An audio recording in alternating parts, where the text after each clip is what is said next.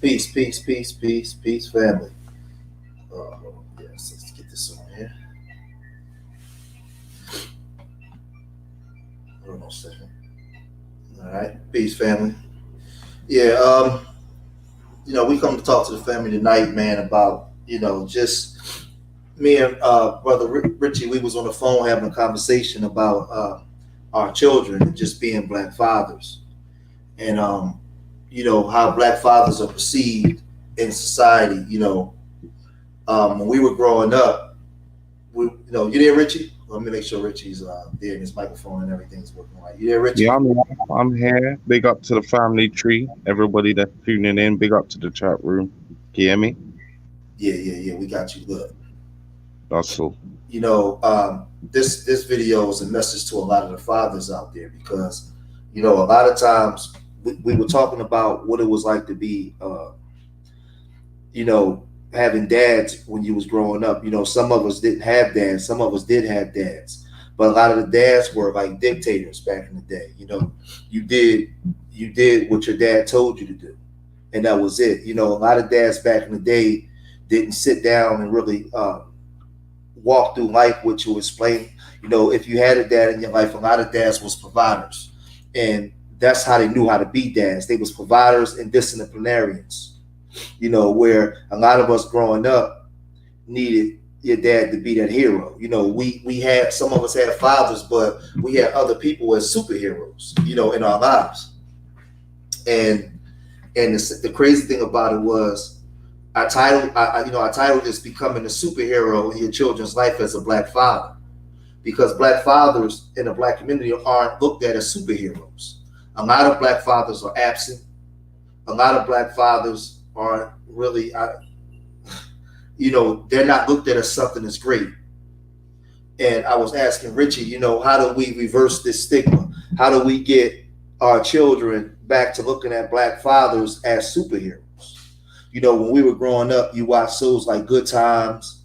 The dad always had a problem. He was busting his ass to go to work every day, but he was always working from the bottom just to be at the bottom. He was never happy. The house was never happy. Like, they put those images out of the black father, other than like the Cosby Show.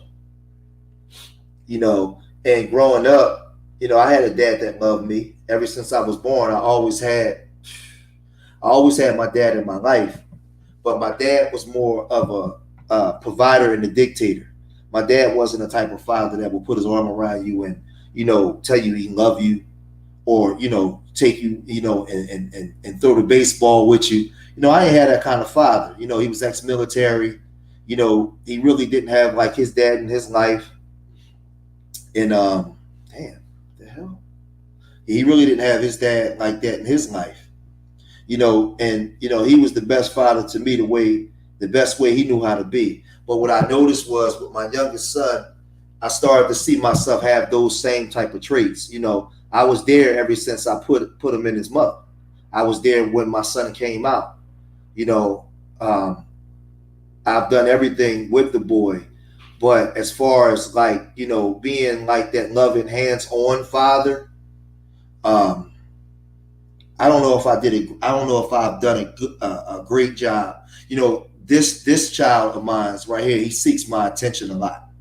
And see, I'm doing this stream tonight for those that may hear this now that come into the stream to listen, and those that's going to hear the playback. For fathers, how to properly be in your children's life, to the point where, how do we draw this line where you're best friends with your child, but also father to your child? Because see, back in the day, you go back 30 years ago, there was no social media. There was no cell phones. There was no computers in the home. When Pop told you something, that was it. And the neighbors backed it up and everything else. But now, if I raise my son iron fisted the way I was raised, everybody else is talking to my son at the same time. So when I send my son to the room, he has a cell phone that's talking to him. He has the computer, social media. He has all these things so now you can't just say, do this because I said so. You have to really sit down with your children now and walk them through this thing called life. And you have to be involved. when you know, a lot of times as dads, you got, you know, y'all coming from work or you bothered just by the ways of the world, and your child comes in, and they say, Daddy. It could be your daughter or your son. Daddy, let me see this. And sometimes you just bother. Oh, boy, girl, get out. Leave me alone. Leave me alone, because you don't want to be bothered, because you're frustrated. But as a dad, you can't do that.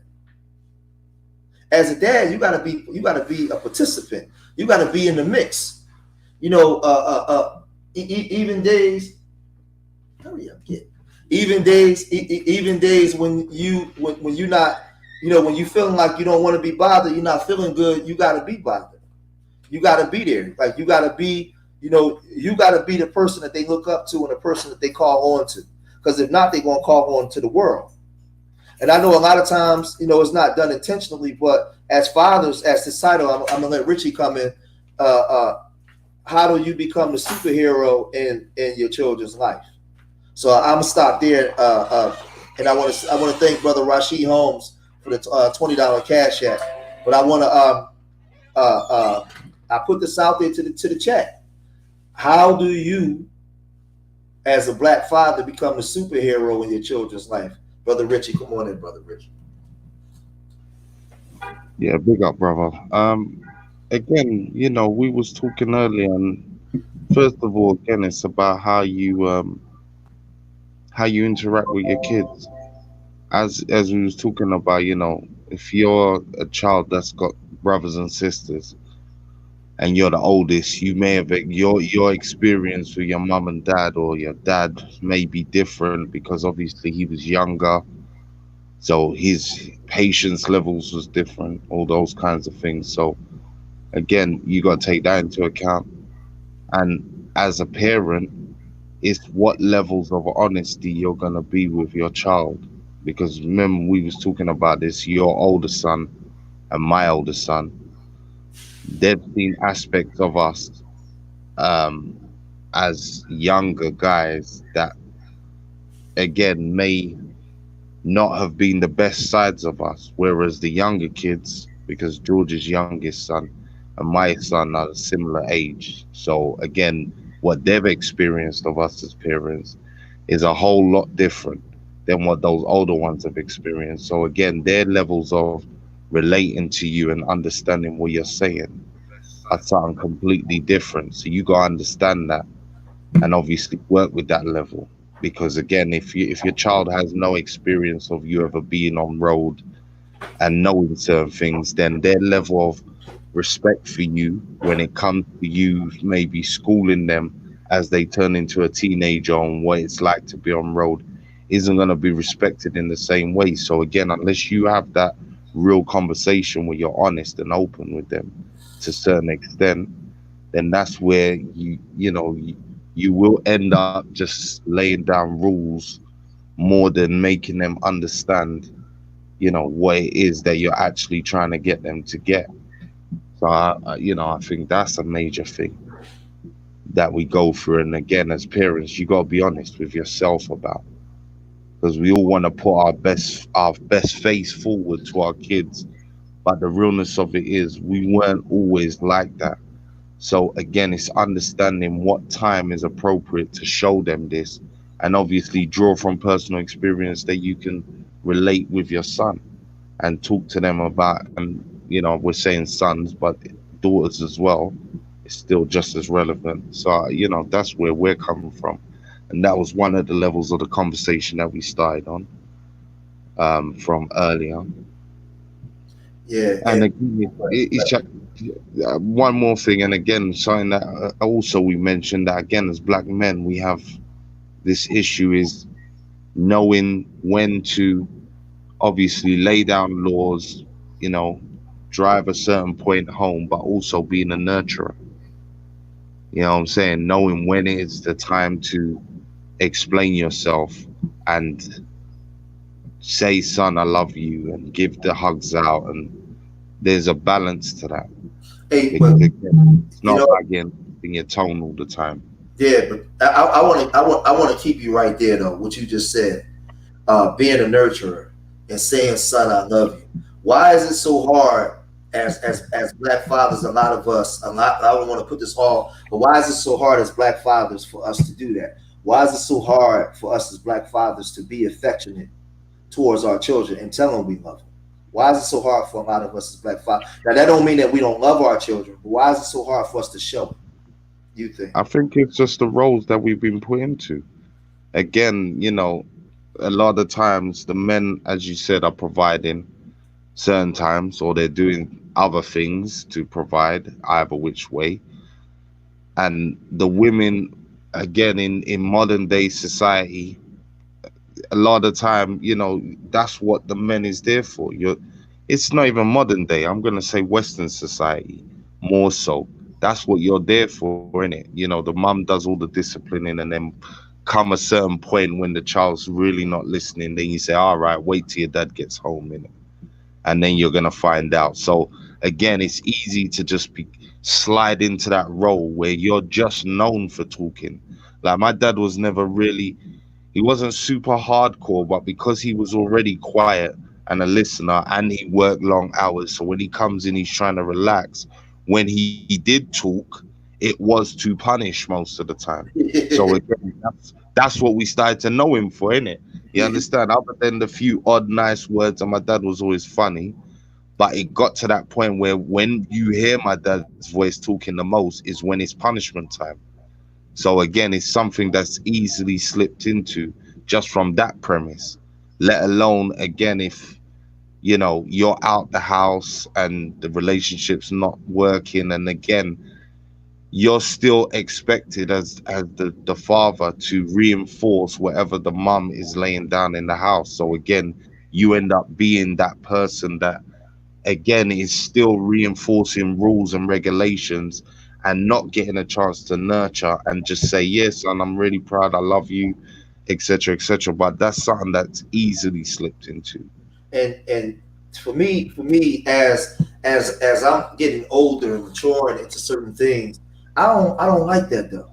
I don't like being a dad that's just looked at as the disciplinarian when shit hit the fan. Here come dad. You know what I mean? Because it's like in today's society, dads is like the last to know everything. If your daughter's out there messing with boys, if your daughter gets pregnant, they don't tell dad. Even if she go get an abortion, it's kept amongst the women. If she does go get a boyfriend, she doesn't even know having her head to go bring the boy to meet dad, because dad is not looked at as the nurturer or the protector or the superhero. I don't even know as black fathers, even the participant, even the fathers that participate, I don't even know what the role of the black father is anymore. And Right. and in these spaces and social media, when we have a microphone and we have ways to express ourselves, a lot of times I just hear complaining, black men complaining, black women complaining, and I don't see the spaces for fathers that actually take care of their children. This ain't about complaining about the woman. For me, this is about as fathers, how do we get ourselves in a position, despite whatever relationship you might have with the mom, how do we get ourselves in positions as fathers to the point where your daughter looks at you as Superman or as somebody where she says, I need to go to my father for this one? Because we live in a society where that's like unheard of almost now.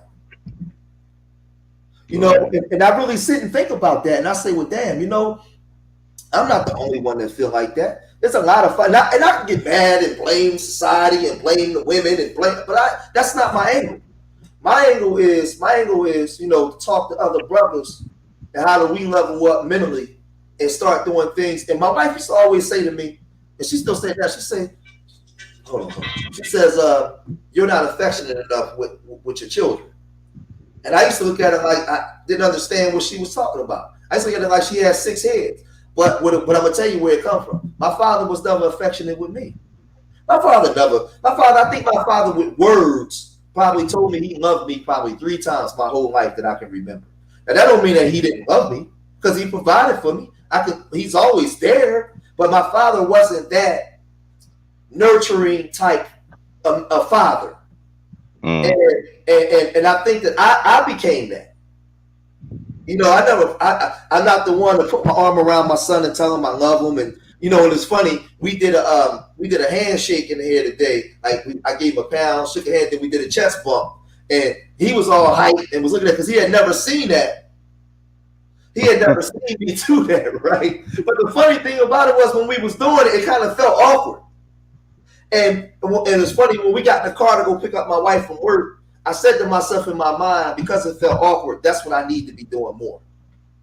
And it only felt awkward because I'm not used to doing that. See, I don't have no problem disciplining them or jumping on them when they do something wrong, and even teaching them. But as far as being that nurturing, affectionate father, I got to work on that. Well, you see what's funny? For me, I didn't like. I've always been affectionate with my kids. I gotta be honest, because again, my home life was good at growing up. As far as I had both my mum and dad there and whatever. And even though, as I said, my dad was silent, he was funny. So through his humor, when we did talk, and as I said to you earlier, George, by the time I'm the second in three kids. So, and there's 6 years between me and my older brother. So, oh yeah. you understand, by the time I came, obviously, that's it. At that point, he's mellowed a bit. He's understood certain things that he's done with my older brother. And my personality is a lot more outgoing than my older brother. So, again, I demanded a lot more attention and stuff from him. And your dad had more experience too. Well, that's it by that time as a second child. But one of the things for me when I realized the power of nurturing and enjoying it as a black father wasn't until I split from my baby mother. And then the kids was coming to me every fortnight, staying at my house for the weekend and shit. And it wasn't until that time that I was my first experience of actually fully being able to be a nurturer and experience that without so much of the rules. And because obviously my son was happy to see me in those periods of time because he wasn't seeing me regularly anymore, he just wanted to be good and be mature for daddy and walk with daddy and do things that was helpful. So it wasn't until I had that one-on-one time that I started to really get it and experience and enjoy it. So by the time me and my baby mother did start to talk again, because obviously it was all sticky during that time, as it usually is with baby mothers. But when we did come back together, I had to let her know that, yeah, I'm still supporting you. He knows that he can't do certain things and I'm always going to tell him off. But don't be calling me just for the negative now. Because I see the importance of the other now. So I don't want to hear that. You got to be calling me for both positive and negative. And I really needed it at that point because I saw the importance of it. But as I said, it wasn't until I left the home, we weren't together, and then the kids was coming to me in that capacity that I realized, raw, I'm missing out on all this nurturing. You know what I'm saying? Like I spend way too much time, as you're saying, get ready for bed, get dressed for bed, eat your food, do this. Your mum said this, your mum said that. You understand? And it just becomes second nature. So it comes in different ways when you realize the importance of it. Yeah, it's crazy, and I think like more of these conversations need to be had because it's just like my dads are looked at. It's kind of like dads don't get the respect or the love until the children become grown, and they start to appreciate dad. Like with the communities that we live in, like dads aren't appreciated. Like moms are loved because moms are mom, but dads aren't appreciated until later on. And I'm just really looking at this like, I want my son to look at. I don't want my son to look at Superman or Shazam or NBA or athletes as superheroes. I want him to see me as the superhero. I want him to vision me. And what I'm saying is, for some brothers, a lot of that comes with just being. How can I say it? Like what I'm saying was, in my mind, being a father, I thought that I was supposed to be the disciplinarian. Like in my mind, dads are mean, and nice, but dads are stern. Dads are this is what a dad's supposed to be in my Mm. mind. You see what I'm saying? Yeah, yeah, So, yeah. so because there's no book on how to be a parent. Like there's no book on what being a parent is. So it's just like in my mind, being stern and being no nonsense is what being a dad was all about. But I had it wrong though. I had it wrong because I don't think that I had balance. I don't think that I had balance in there. And I think that I think in my mind, because I think I was raising the children sort of the same way I was raised. I probably was abusive, verbally, not called the cops abusive, but I wasn't. I was always there, but it wasn't. It was more discipline and not enough nurture. It was no balance. Mm. It was. You know how like you ever like you got three boys. You know how sometimes when you chastising your boys and they look at you and they think you about to hit them. They got their arm up and they looking at you all crazy. Yeah, yeah, they're cringing and all that shit. Yeah, Yeah, they I, cringing. And one time I was talking to my son and he was doing that. That kind of like hurt my feelings because I looked at him. I was like, boy, ain't nobody even gonna hit you, man. Because my son, he like to talk back a lot. And you're like, boy, shut up. Like you trying to tell him something, and he like to talk, instead of just. yeah, My youngest started just listening, and he was looking yeah, and he was just looking at me, and he thought that I was going to hit him, but I actually had no intentions of hitting him. But when I seen that, it kind of made me feel uncomfortable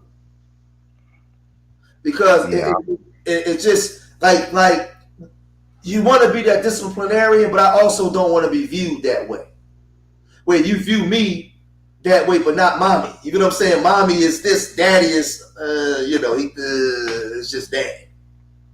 Like I love Yeah. dad. I love dad when I'm 25, and I'm gonna start. I love dad when I become grown and I understand everything my dad was trying to tell me when I was 12.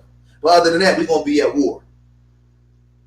I think, look, the joke of it is, yeah, you're living in a society right now. When I went to court, yeah, for my son, I never forget I had a black female lawyer who was doing my case. She's my hero because she kept it so real and she helped me win my case and get, my visitation and all the rest of it.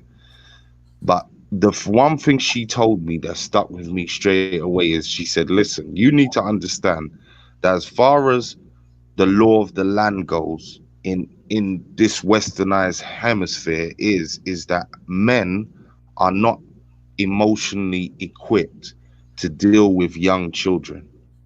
That's how society is painting us, and that's white, black, whatever. In this western society, the law society is built up on this premise that fathers are not mentally or emotionally equipped to deal with young children. So straight away, that's where you've got this attitude that you're supposed to just be this provider. You be at the head of the table, you shuffle your newspaper, and you say something nice every so often. You sit at the head of the table, and that's it. That's one reason why straight away you're always stuck in this role, and it's so easily let go, because that's the thing. It's not even so much that we're doing it, it's the fact that nobody's calling you on it. This is what is the norm, for you to not talk to your kids when they're babies, or you have them when they're baby, but once they start talking and running around, as you said, you become short with them, and now it's mummy, mummy, mummy. And then you're supposed to step in at this later date when they're teenagers and all the rest of it. And again, that's a drama, that's a war waiting to happen, because by that time, as you said, they're attached to mum. Usually mum is over nurturing with not enough punishment. So again, you're stepping into a battle zone that's pre-designed for you to lose. And again, the child's come out of the mum, so without any input, the child is going to love its mother in a different kind of way to you. So again, as a father, you have to make your connections.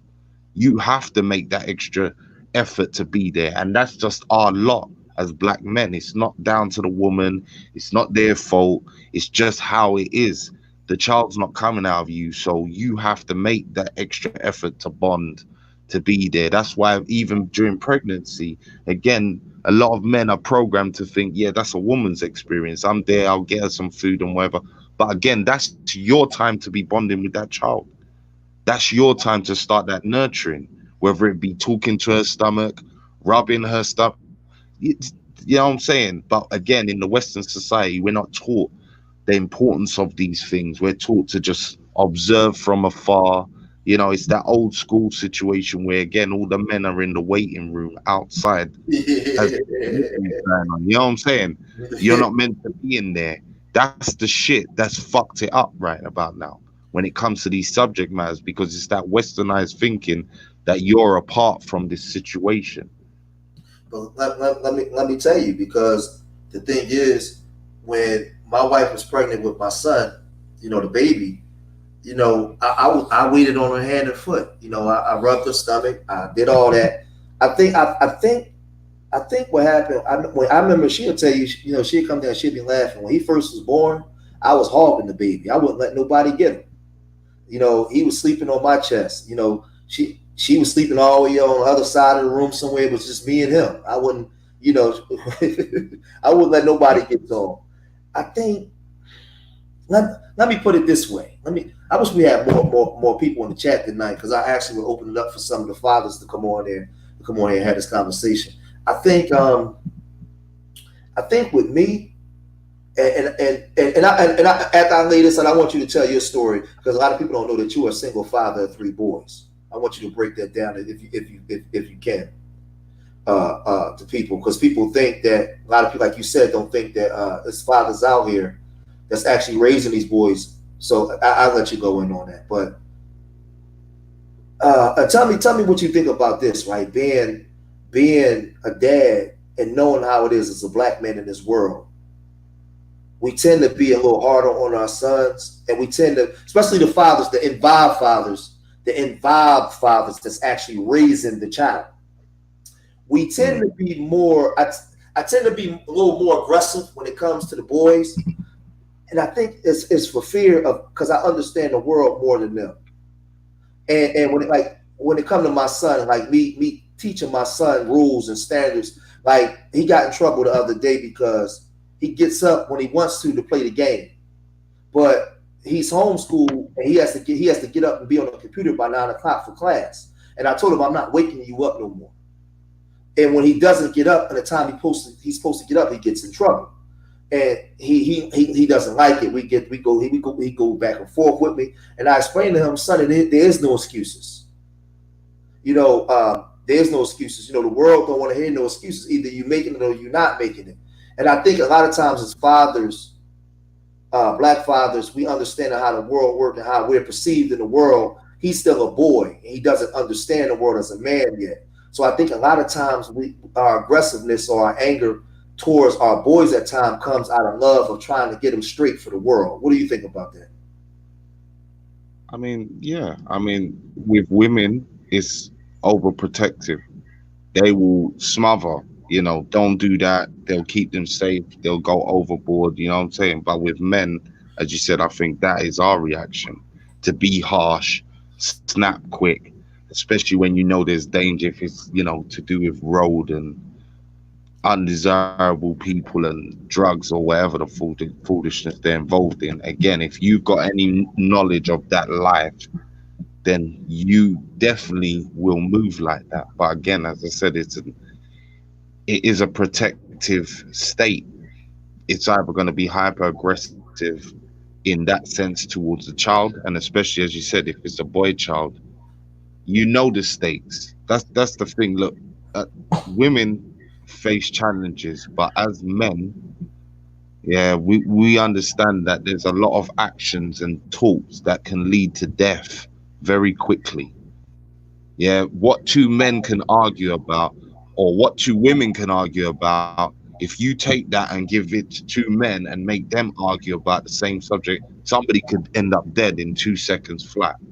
So when you understand that, again, it fills you with the same dread and fear that my mother will feel. But as I said, your reaction will be more sharp towards your child rather than, yeah, son, look, just stay in, and you won't deal with it like that. And you're trying to be harsh. It's the same. Like I always end up saying the same thing to my son. Look, you think I'm hard, but out there, nobody loves you.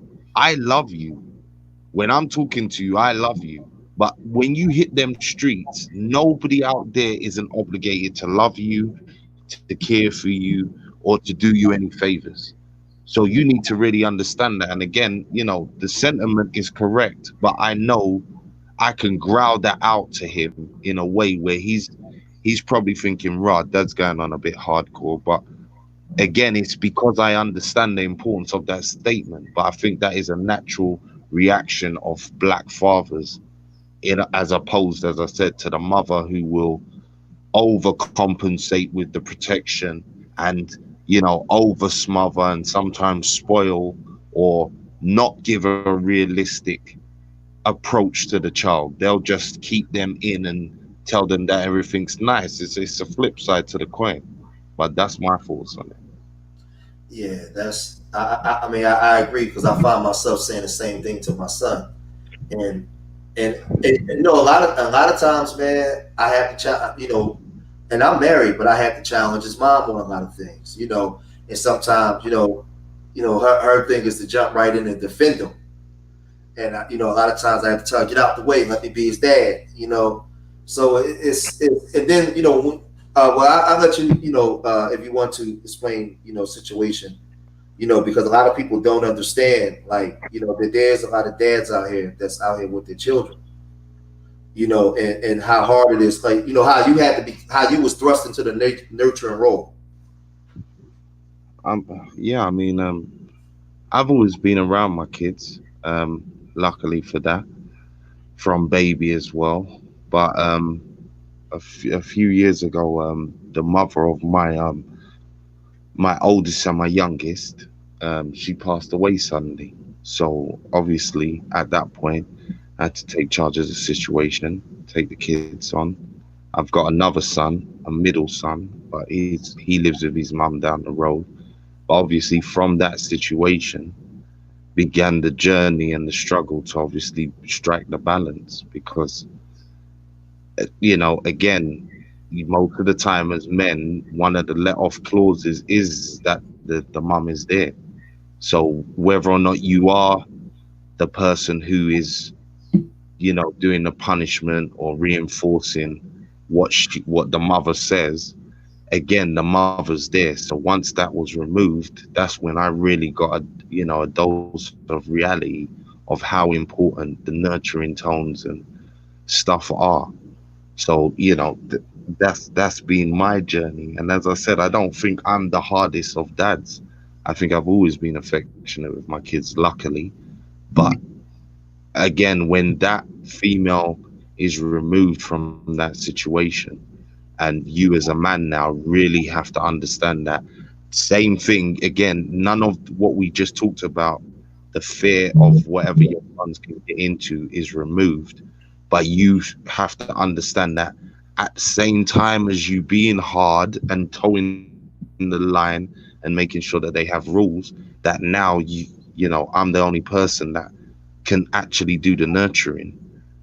The importance of it turns tenfold. It becomes an even harder job. And you understand the importance of a mother then. You understand the symbiotic nature of a man and a woman and what it's supposed to be, whether or not you're together or not. This is about parenting, and this is about you co-parenting and how that looks. So yeah, I had to go through that, and I'm still going through that. My oldest is 17, so he's rapidly becoming a big boy, and he's same size as me, 6 foot odd. So again, he's getting to the point where a simple argument can feel like I'm arguing with a big man, and I have to tell him all the time, look, you need to calm it down because you're making me feel threatened, where I feel like I need to knock you out. Yeah. You know what I'm saying? Yeah, you see That side. Yeah, you see what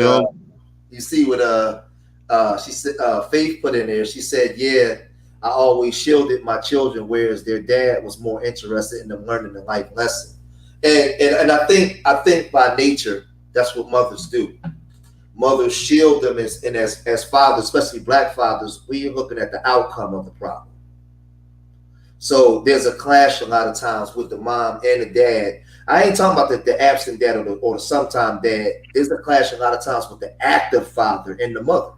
Because see, an active father, the ones that's actually active, he's going to be that disciplinarian, and he's going to be that father because he's looking at the outcome of the children that he's raising. Let me ask you a question, Richie. And I gotta ask these type of questions. I gotta ask these type of questions to you and for the men that's watching. You ever just as a dad, man, sometimes, man, your sons just come in the living room and doing something. They could be playing, jumping around, and you just look at them, and sometimes you just get a little nervous, like, damn, what the hell I'm gonna do with these boys? Or you look at your future and say, man, I gotta get my shit together. Why? You ever feel like that sometimes when you just see your children? Because see, you're an active father. Your son come in and he's getting ready for college. You get that little fear. You get that little fear in your mind. See, I ain't talking about the bum dads that only care about themselves first. But sometimes, your children just come in and you look at them and be like, oh shit, man. Yeah, I gotta make these moves. I gotta do this. That's why at the end of all my videos I say, you look at yourself in the mirror and make change, and look at your children and know you have to make change. Sometimes just the presence of your children and forces you to actually get the wheels in motion to make change, or put that fear in you, like, man, I can't fail. I can't fail. I gotta feed him. Well, that's the thing. And listen, I'm having panic attacks like that all the time.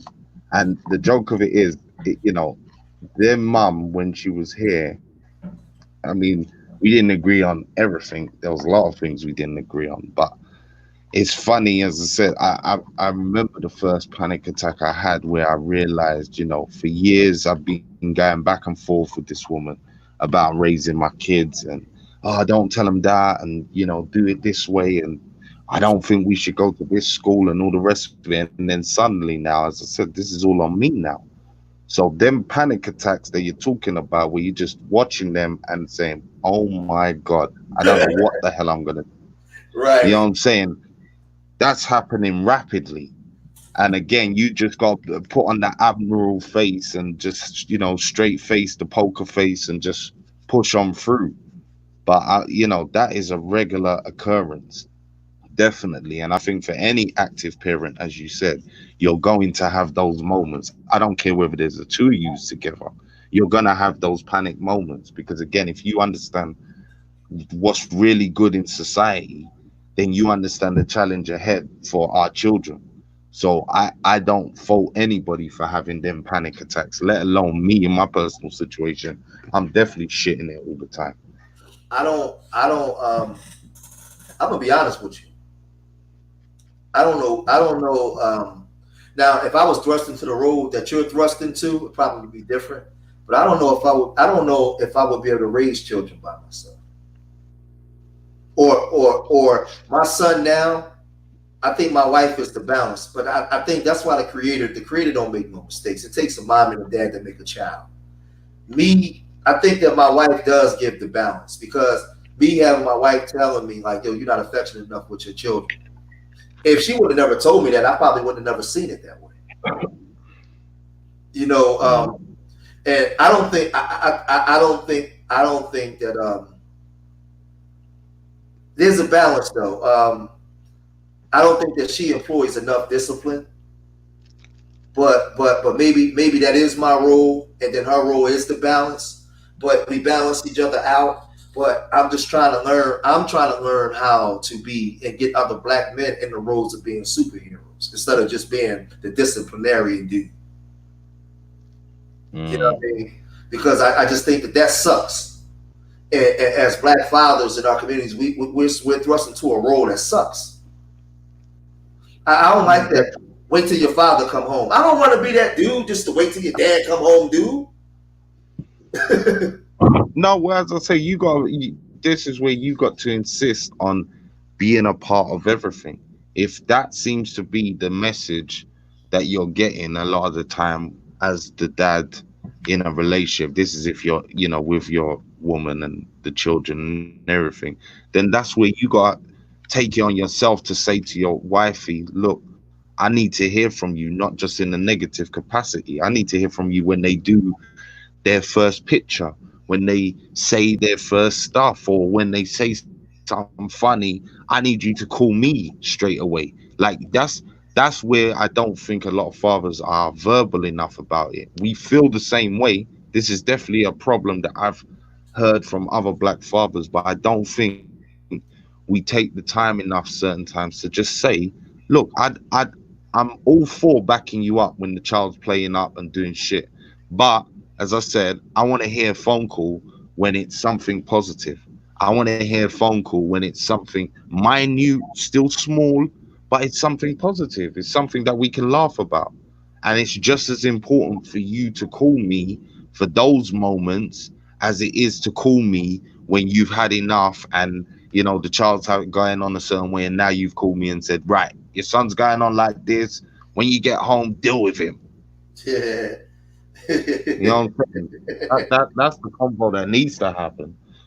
And I don't think as black fathers we're having that all the time. I think certain times we are allowing that situation to go by the wayside. And again, the frustration comes out before that understanding conversation happens, where we just simply say, this is what we would like. And again, as far as actions goes, that shit has to start from the beginning. It's very hard to take something, as you said, when the child's however long, older, and then start trying to jump into the nurturing role. Because I've seen that cause resentment, not only from the mum, if you've never done that, and then now suddenly you want to just jump in and take over, that usually causes friction in itself. And usually the child will be confused. Not always the child will be willing to take you on. Well, You know what I'm saying? explain to me, as fathers, how come we how I got my brother in the chat. We got to do superhero stuff in order to get that look from both the child and the mother. How come? How come we don't know how to express ourselves in that nurturing way? Like my brother was saying right now, like we got to do superhero stuff in order to get that look from both the child and the mom. And I would say, even when we do superhero stuff, because that's actually doing. But a lot of us in the actual doing the superhero stuff, we still don't know how to be nurturing and affectionate with the child. Like meaning, I could take my son to the movies and go buy him some stuff and do that, but sometimes he might just need a hug and just want me to come play the video game with him. That might be more important than me buying him the Bo Jacksons. How come we don't know? Why is it so hard for black men to be that nurturing way that we want to be, but don't know how to be, Richie? Pre-programmed responses over time that have been fed to us, as I said, society notion, how you're being. And again, I was having this conversation earlier. There's certain titles you can't give to yourself. You have to be patient enough for that title to be bestowed on you. So even when we're talking about becoming a superhero for your children, that's not something you can't make yourself a fucking superhero. Your child, sorry, has to make you the superhero. Your wifey has to promote you in that way. And that's another thing I think is key. You can do a lot of things and encourage a situation, but this is where the same way as fathers, it's second nature for us to say, listen, your mum told you to do something, so go Right. and do it. Right. It's second nature for us to back up a woman in that way most of the time in the parenting state, because again, the routine is that the woman is dealing with the children most of the time, or dealing with that nurturing. So now you're just in that more supporting role. But again, if that woman isn't promoting you as a superhero, she's not diverting some of that attention from that child wants and saying, yeah, go talk to your dad, or You know what I'm saying? Your dad really knows something. Listen to him, or whatever the case may be. If there's none of that going on, again, this whole becoming a superhero is going to be a lot harder situation. And even in my situation where I'm the lone parent, it's funny to me because I understand now how when you're around the child a lot, they become, you know, uh, used to you. So your effect isn't the same. You understand? And that's something I've had to become used to because when my boys obviously had their mum and they were coming to see me and stay with me for weeks at a time and all the rest of it, it was cool. But there was a level of, look, we don't see dad all the time, so let's make that extra effort and all the rest of it. Now I'm the lone parent. I got taught, I sound like their mum certain times where I'm repeating myself 10 times. You know how you hear the mum, yeah, come to do this, yeah, come do that. Because now they've become used to me. So again, you got to understand these positions and you got to be patient when trying to get these things happening. But you got to remember that you can't bestow these titles on yourself. You have to wait for your child to recognize and elevate you to that position.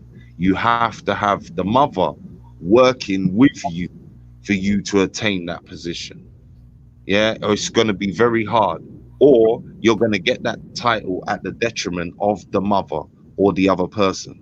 Real You quick, understand? bro, I got information man in here, brother Sanchez. I put the link in the chat because I really want some dads. I want some dads to come in and get on this topic, man. We're not bashing the sisters, man. We're just talking about teaching black men how to level up and become better fathers. How do we get in a position of superheroes instead of just being looked at as the disciplinarians? You said something. You said something powerful too.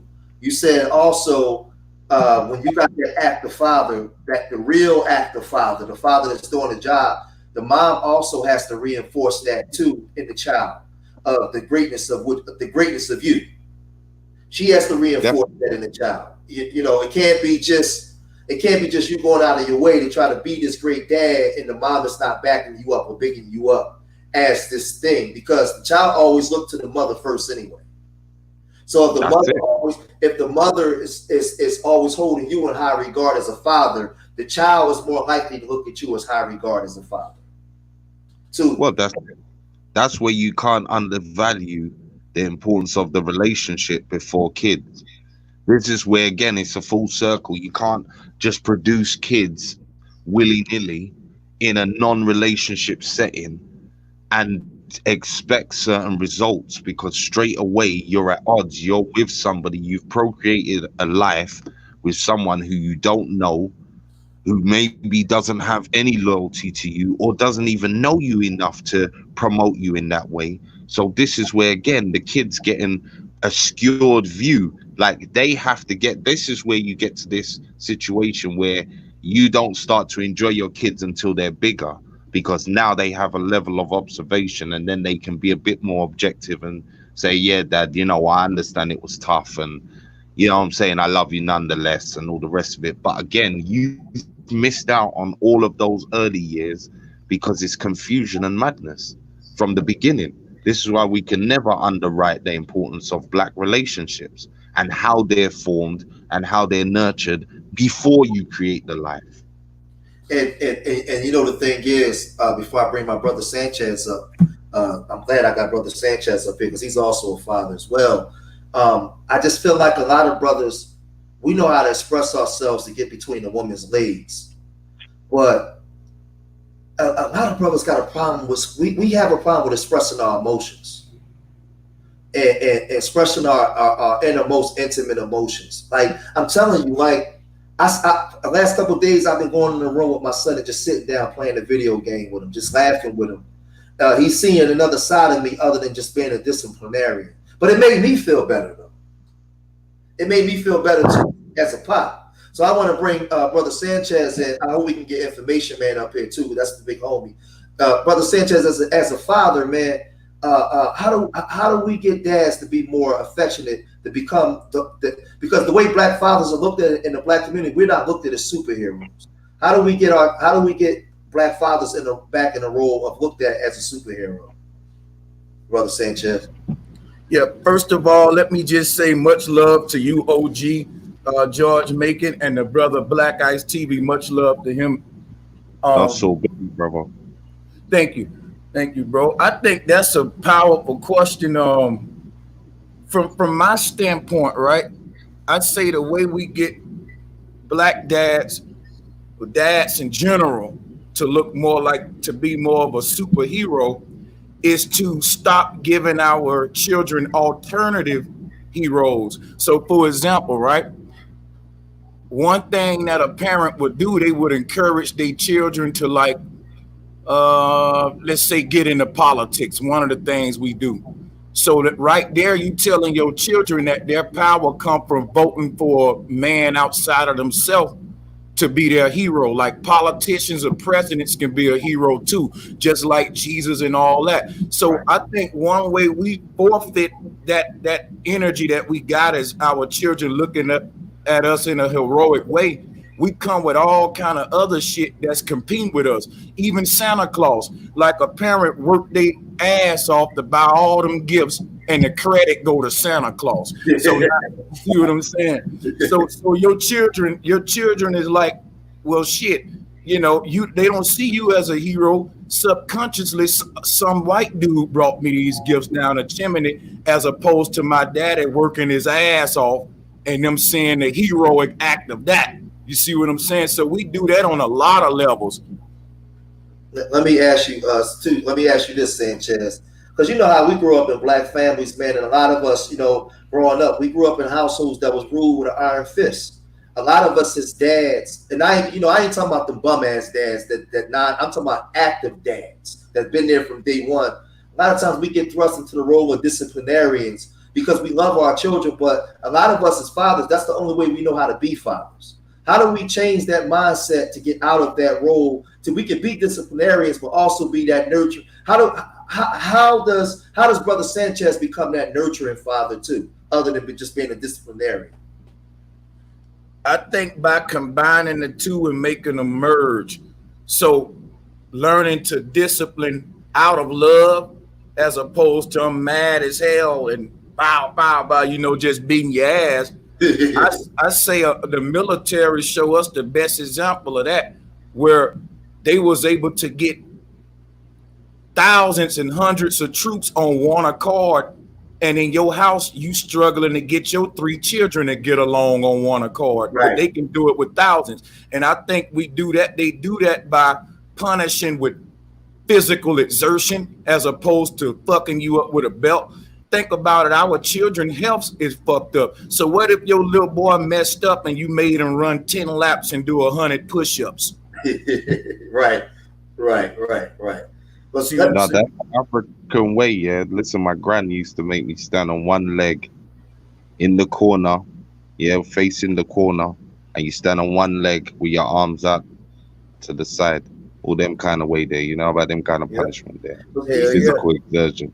You know what I think, man? I think we spend a lot of time on black YouTube here in the black circles, and you see a lot of banging on both sides for men and women, and I see a lot of men complaining in certain groups. But you know what I think, Brother Sanchez and Richie? A lot of us as black fathers, and I ain't talking about the bums.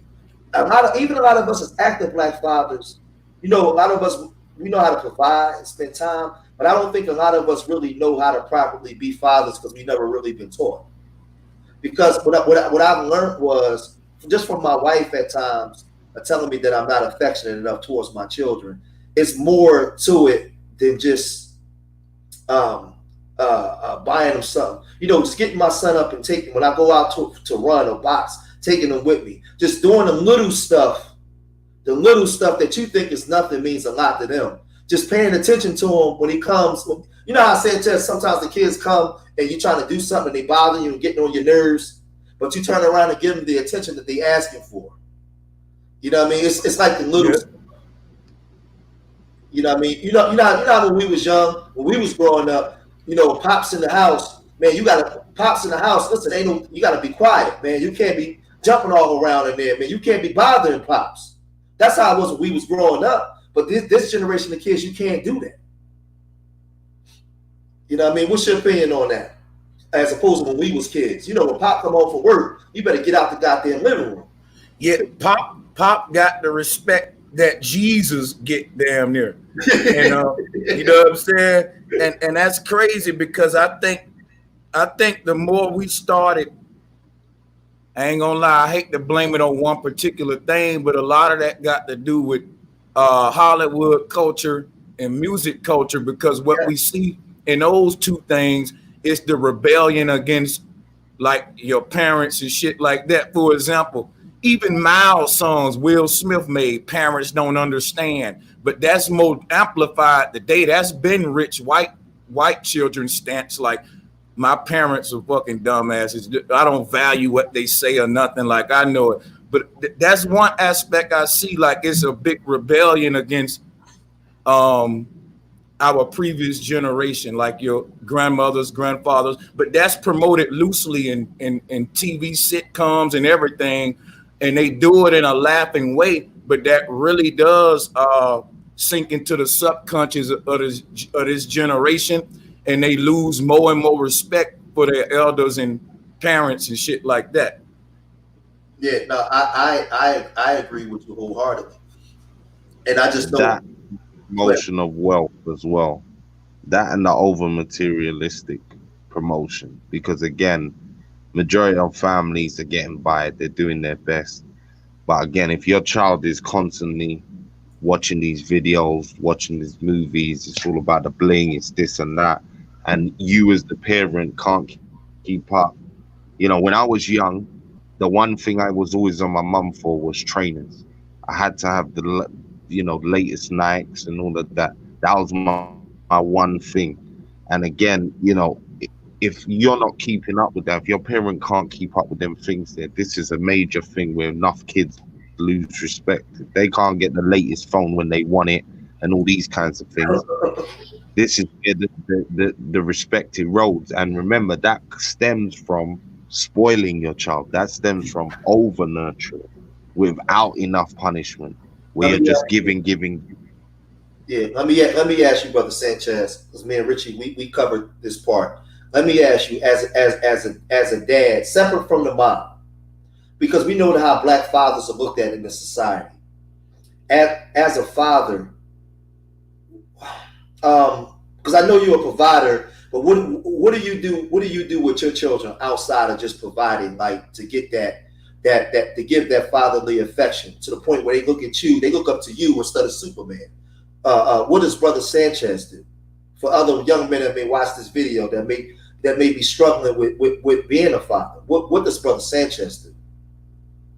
Now, this may seem like I'm being too simple, but as a provider, I reinforce into my boy's mind that alone is a hero. Because think about it. Mm-hmm. Batman provides something to Gotham. Superman provides something to Gotham, and that is protection. You see what I'm saying? Only thing that make a hero is the things that it provide in a time of need. So if Gotham is starving, shit, Batman bring the food. If somebody fucking with Gotham on a criminal level, Batman come and beat their ass. Daddy do all of that shit, and he still asks, why are you not looking at me like Batman? You know what I'm saying? Right. So, but let me ask you, because see, a person like you got a big channel, and a lot of people look up to you for the information you bring, and it's like a lot of us as men, like, we don't cover these type of topics. Like, this is the simple stuff where a lot of brothers are intelligent, got things going on, but we don't have our houses in order, and we don't have like places where brothers can come and talk and they can hear a brother. There's a lot of people that look up to you for the things that you do on YouTube, and they say, well, Dan, Brother Sanchez is a father. Well, let me get in this conversation. Let me see what Brother Sanchez do. Maybe I can implement that. Brother George is a father. We supposed to learn from each other, because I think it's almost to the point where, Brother Sanchez, we expected to be providers. We expect it, but the other part, like with my daughters, right? My daughter go meet a guy, instead of her bringing the guy to me, she'll take him to the women in the family. She's afraid to bring him around me. Like at what point does the dad, as the dad being that provider and all those different things, where he's looked at as the man at the head of the table? You know, everything comes through me because I've earned that right. And I don't think that I don't think a lot of times, Brother Sanchez, me being older than you, I think a lot of times, man, dads aren't appreciated until the children become grown. What do you think about that? And even when they come grown, sometimes still ain't appreciated. Yeah, and that's unfortunate. I think a lot of it have to do with the mainstream narrative of men and taking away our true position in the house, taking away our power. Like you said, they expect us to do what we do, and it's like, okay, you don't get no kudos for that. But let's compare it to Jesus, right? If Jesus don't show up, they can just say, well, he show up when he get ready. He on his own time. If daddy don't show up, you're a piece of shit. You see what I'm saying? So in a lot of ways, the odds is stacked against us. And I think the only way we can battle that is to go against the mainstream narrative of the man in general. But there's a lot of men that's echoing those same sentiments, like y'all niggas don't need no props for being a daddy. Like, right. Man, you know, and so that's a big problem too when you got men saying the same shit. Right. Yeah. Oh yeah. And that takes us out of the role of being superheroes or the head of the table. Well, that's what you're supposed to do. I had a woman one time. I heard a woman one time say that. Well, that's what you're supposed to do. And I said, well, if I'm doing what I'm supposed to do, then what is your role? If I'm doing what I'm supposed to do, and you know the children look to the mom first, your role is to big me up to the children so they'll see me in the role that I'm in. Yeah. Because there's a difference between the bum dad and the sometime dad and the fully active dad. But I just think that what I'm doing this exercise because I want black men to understand and know that what you said is key. We should be looked at as that way as a provider, but also we have to learn also how to be a little more nurturing and a little more because we get thrust into the role of disciplinarian. And I think it's a danger in that too. I got my little brother on here too. I want to bring him on, man, and get his opinion on this, man. Come on in, T. What's your opinion? We can see you. Yeah, we can see you. Just talk right into the mic. It just went out. No, we see you. We can see you. Oh, you can? Yeah, we can see you. Okay, I'm sorry. It's good. It's good. Well, let me get it together, bro. I apologize. Yeah. All right, go ahead.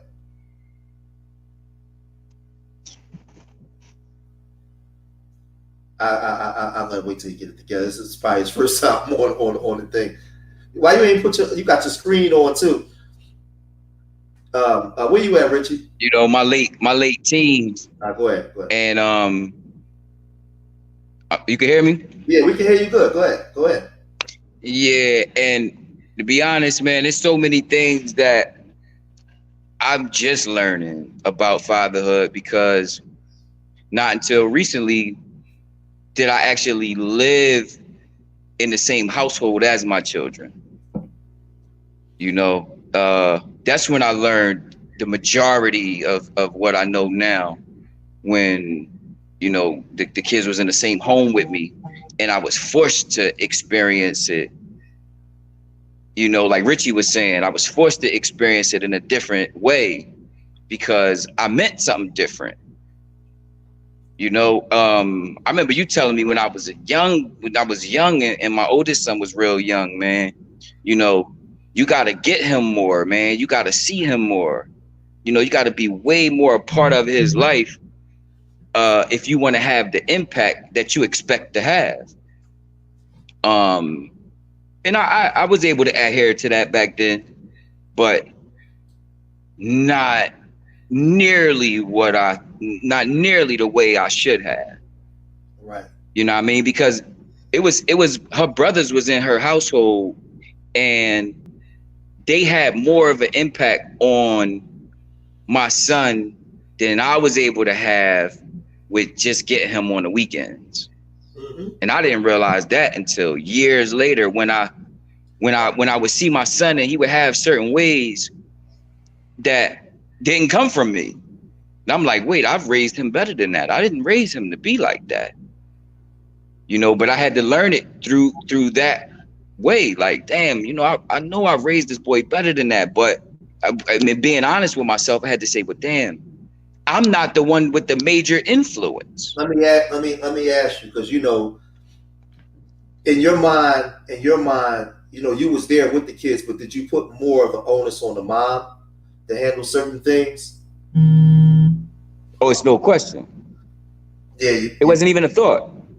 Yeah, you it wasn't even a thought. More the Not onus now. on mom. Right. But as a youngin', right. Yeah. Yeah, because you know, I used to always tell you, because you know, even when Oz was born, I didn't know what I was doing when she was a baby, but I just knew I was supposed to have her. You know, and that influence was on y'all too, because you know, you seeing me running around with the baby in the back seat all the time, you know, when we were young.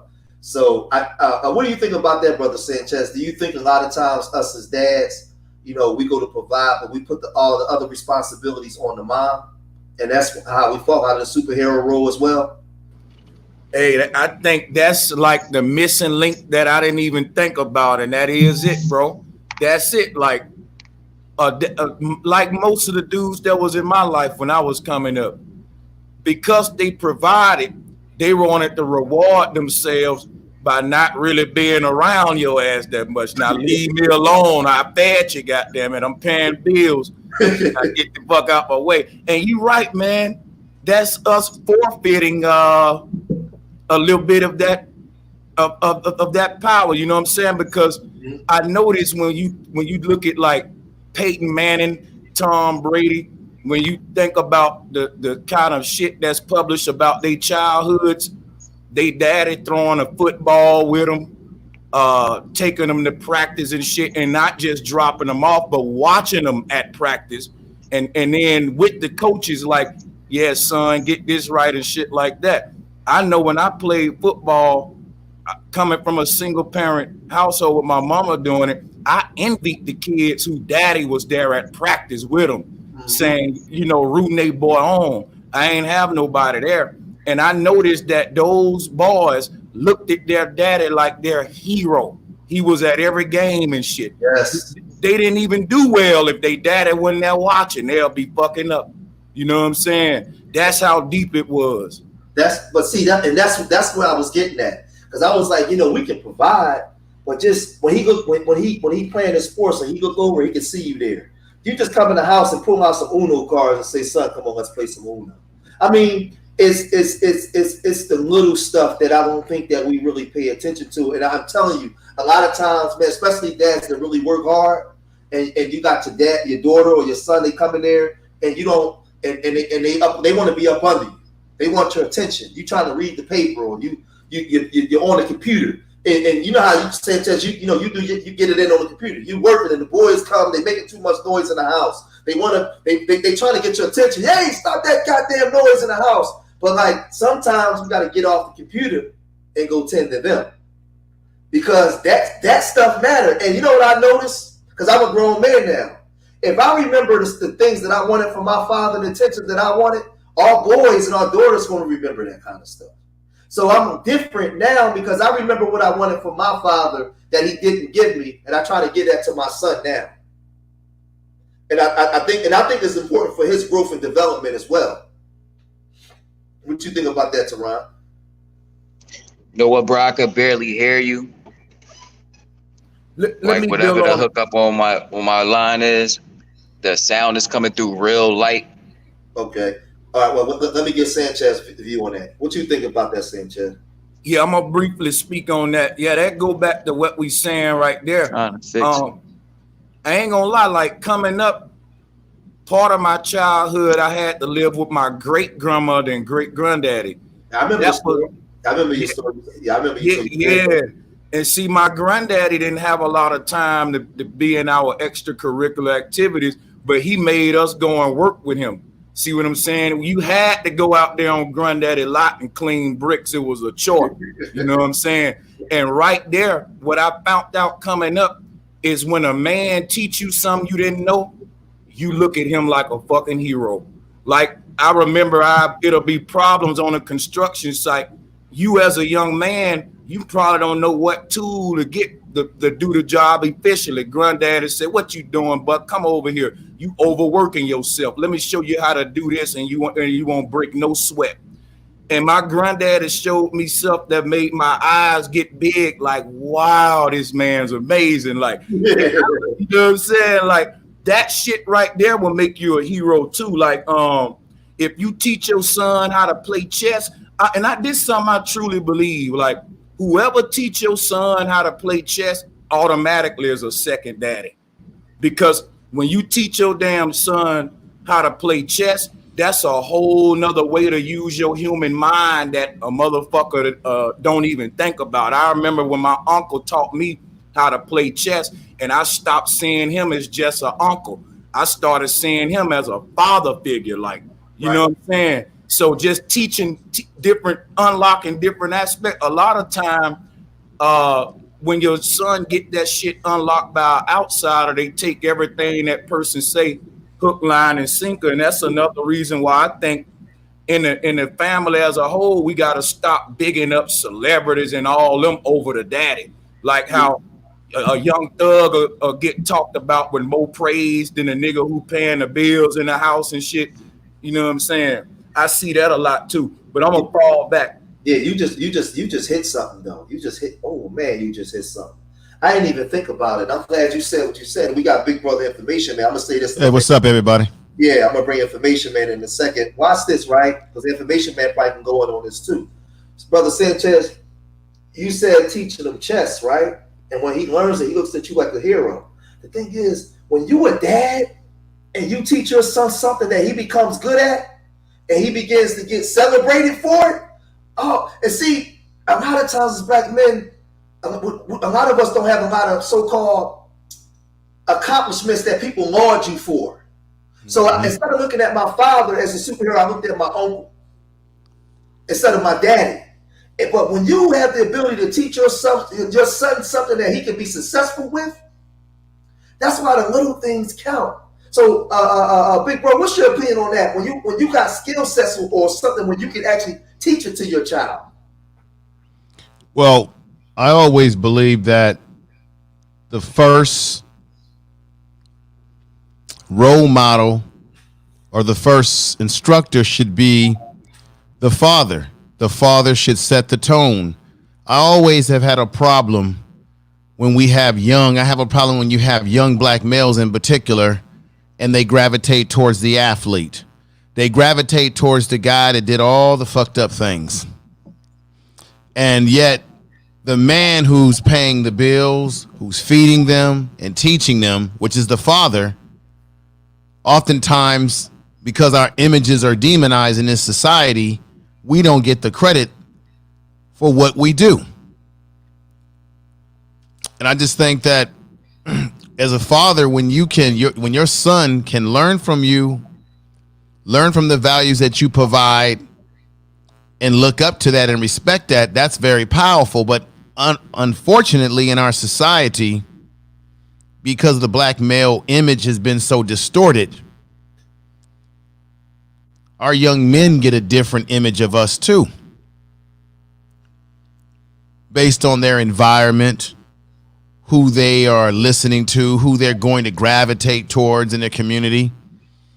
And I'm going to tell you straight up, gentlemen, most of the guys that I deal with where I work have told me point blank that they know that not having the proper father figure or male image to follow or to learn from, they believe that it contribute wholeheartedly to their life of crime and the things that they did, and they regret it because they allowed other things to replace that father figure, whether it be the gang, the neighborhood, whatever it may be. We all have trials and tribulations in our life. But I think we as black men we are the ones who have to take command of our image, and we have to not underestimate the power of how we can elevate and resonate with young men that are actually looking for that direction. So I think when you're mentoring, whether someone in your family or outside your family, or you're involved in an organization or a group, or you just doing something, real hardcore grassroots, like what we have with Q Butter, what he's doing with the school. Yes. Think about all the kids and how it's going to change their life. I've got kids to this day that I've talked to that call me and they said, look, you wasn't my biological father, but just the fact that you took the time to talk to me, show us a different direction, it changed my life because I knew where my life was going. And so we should never underestimate that, the power of us as black men. Let me ask you a question. Yes, sir. I know you worked in the prisons for years and you've seen a lot of young men come and go. Mm-hmm. I was always told that a man's work ethic is everything, and people see the work ethic.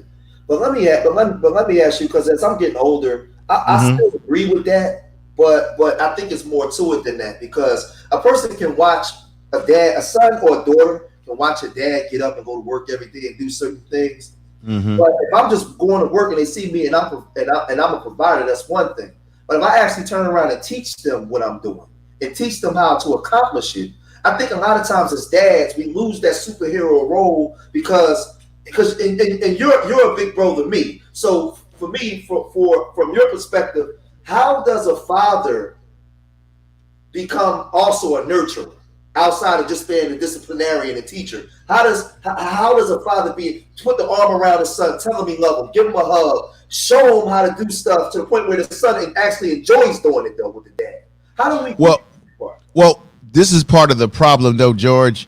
We live in a society today, or in American society, where as men, when we grow up, we're not taught to show the emotions. You said that earlier.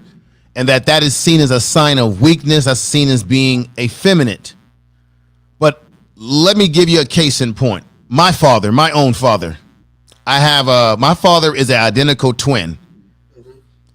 His brother was totally different. I actually to this day wish that my uncle, my father's brother was my father, because my father, he's like a soldier, no emotions. He's right. Old school.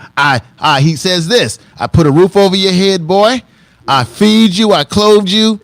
That's all that's necessary. Let your mama do the rest of it. Right? That's right. But my uncle is totally the opposite. He's my father without the he has the emotions nurturing that I need. When I went back and I would spend time with my father, he wanted to he would take me out to go shopping, whatever it was, and I hadn't seen him in so many years. I didn't care about the clothes and all that superficial shit. I just was glad to be with my father. And when he would disappoint me and not be there for me, that really hurt me, because it was really him that I wanted. Like you said, you get up every day to go to work. Your kids, they know you go to work, but the worst thing that can happen to your kids is when they say, that's all he does is go to work, but he doesn't keep his promises. Okay? Right. When I talk to my younger brothers, because my father remarried, they would tell me he's always promising us stuff, but it never, and that's what, and kids watch what you, they listen to what you say, and they watch what you do. So I think as black men, besides our masculinity that we must display amongst each other as men, I think when you're in the quiet moment with your children, like what you were saying, playing video games with your son, I think when you're at home with your kids, I don't think it's any time to put on this over masculinity. I think they need to see that sensitive side of you, the nurturing, the loving side, but at the same time know that there's masculinity there within that nurturing as a father.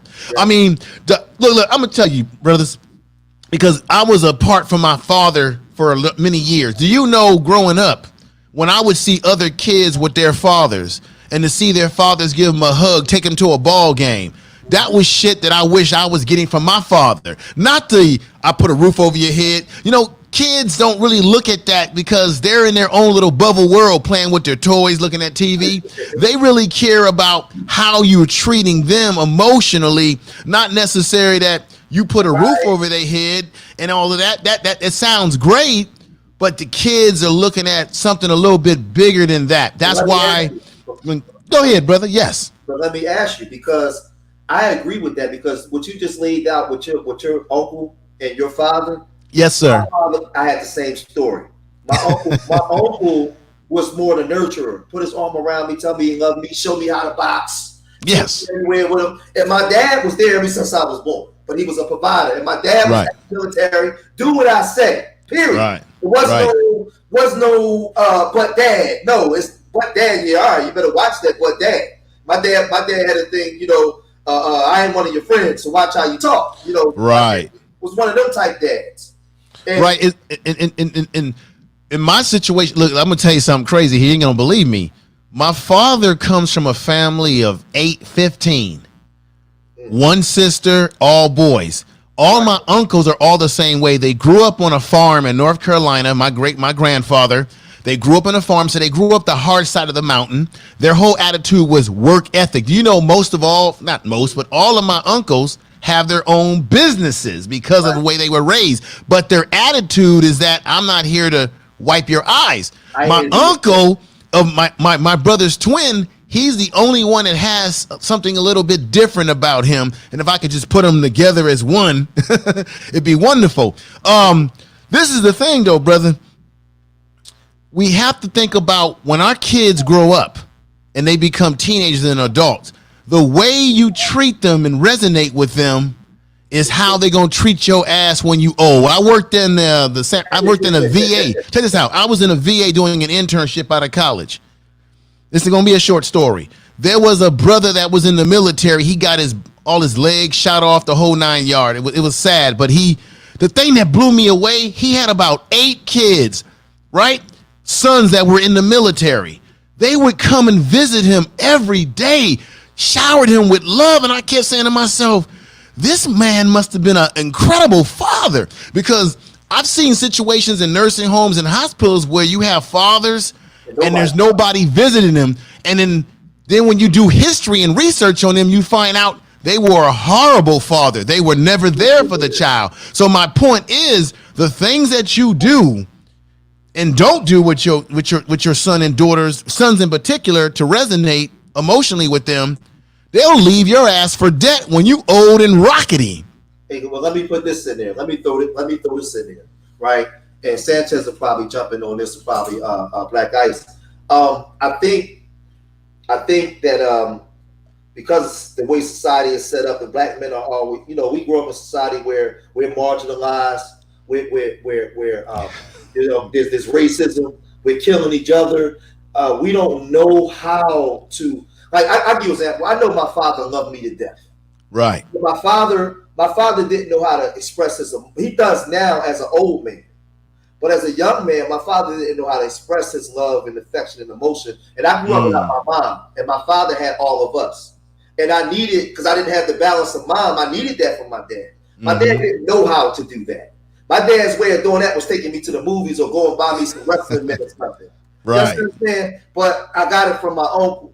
And I think the reason why I have these exercises is because I want other young men that's growing up in a society that's hardened. Like we live in a society where I gotta be hard. I always gotta be on my toes. I gotta have this image. But I think we do ourselves a disservice as fathers because we take that and put it. I'm telling you, I was so hard on my son, my youngest son, when he first was born, because in my mind I thought that's what a father was supposed to be. Boy, do what I said, do it. And I'm gonna tell you what happened. Information, man. One day I was chastising him because he was acting up, and I was standing in front of him, and I was looking at him, but he put his arm up, thinking I was about to hit him, and it kind of hurt my feelings because it made me feel like, damn, like I wasn't even about to do nothing. I was fussing at him, but he wasn't about to get hit. But I don't want my son. I want him to know that I'm dad and I'm no joke, but I also don't want him to see me as just that disciplinarian. I want him to see me as a person he can come to. Like I want to be the dad where I want the other young brothers to know it's cool to go out, just get the football, go outside and throw the football with your son. When you're done, put your arm around him and walk to the store with him and get something to drink. And you can have fun with your son, because a lot of times when the sons get in trouble or they act out, they try to get your attention that Right. you don't know how to give them. Let me ask you this question. This goes for everybody, and I must give respect to Brother Sanchez. I have a lot of respect for you, brother. I've been checking out your programs regularly. I'm gonna get you on my platform and interview you the whole 9 yards. Still gotta get you on too, George. I'm gonna do that within these next few months or weeks. But the piece to Black Ice as well. This is the question I want to ask for everybody. Would you rather your son, your child, fear you or respect you? Maybe it sounds like a simple question, but you'd be surprised what people would think. You there, Richie? Yeah, man. Listen, that's a respect one. Again, when you're talking about long term, and everything about this conversation really on this part, since Information Man and Sanchez came on, we're really starting to talk about legacy. You know what I'm saying? And the long term effects. And let me say this as well. Respect is gonna last longer. I had two parents. As I said, my family life was quite good. They were loving, they were nurturing. Or my mum was. As I said, my dad was quiet, provider, work long hours, whatever. But I left the house when I was just turning 15 because I didn't want to listen to the rules. I wanted to go, I wanted to party, I wanted to do my own thing. But that nurturing, as well as a hard line of me knowing what they always thought and what they always expected of me, served me right. Because even though I left the house and went off inherently to do my thing and have fun, I could never be in a situation where I didn't know what they were thinking or what they would think of what I was doing. And that to me is a powerful thing. And again, fear will only drive you away, because again, I used to get licks. My dad's West Indian, so it was proper boxes to the face and all the rest of it when it was that time. So at a certain point, I left probably based on that fear factor of me saying, look, I'm tired of getting into trouble, getting held up, getting draped up when I come in late or I'm doing whatever, so I'm leaving. You understand? But the respect of how they taught me, as well as always try to show love in some way, shape or form, whether it was lacking a bit from my dad, but it still came from my mum and other aspects, and they provided and showed that living example of it.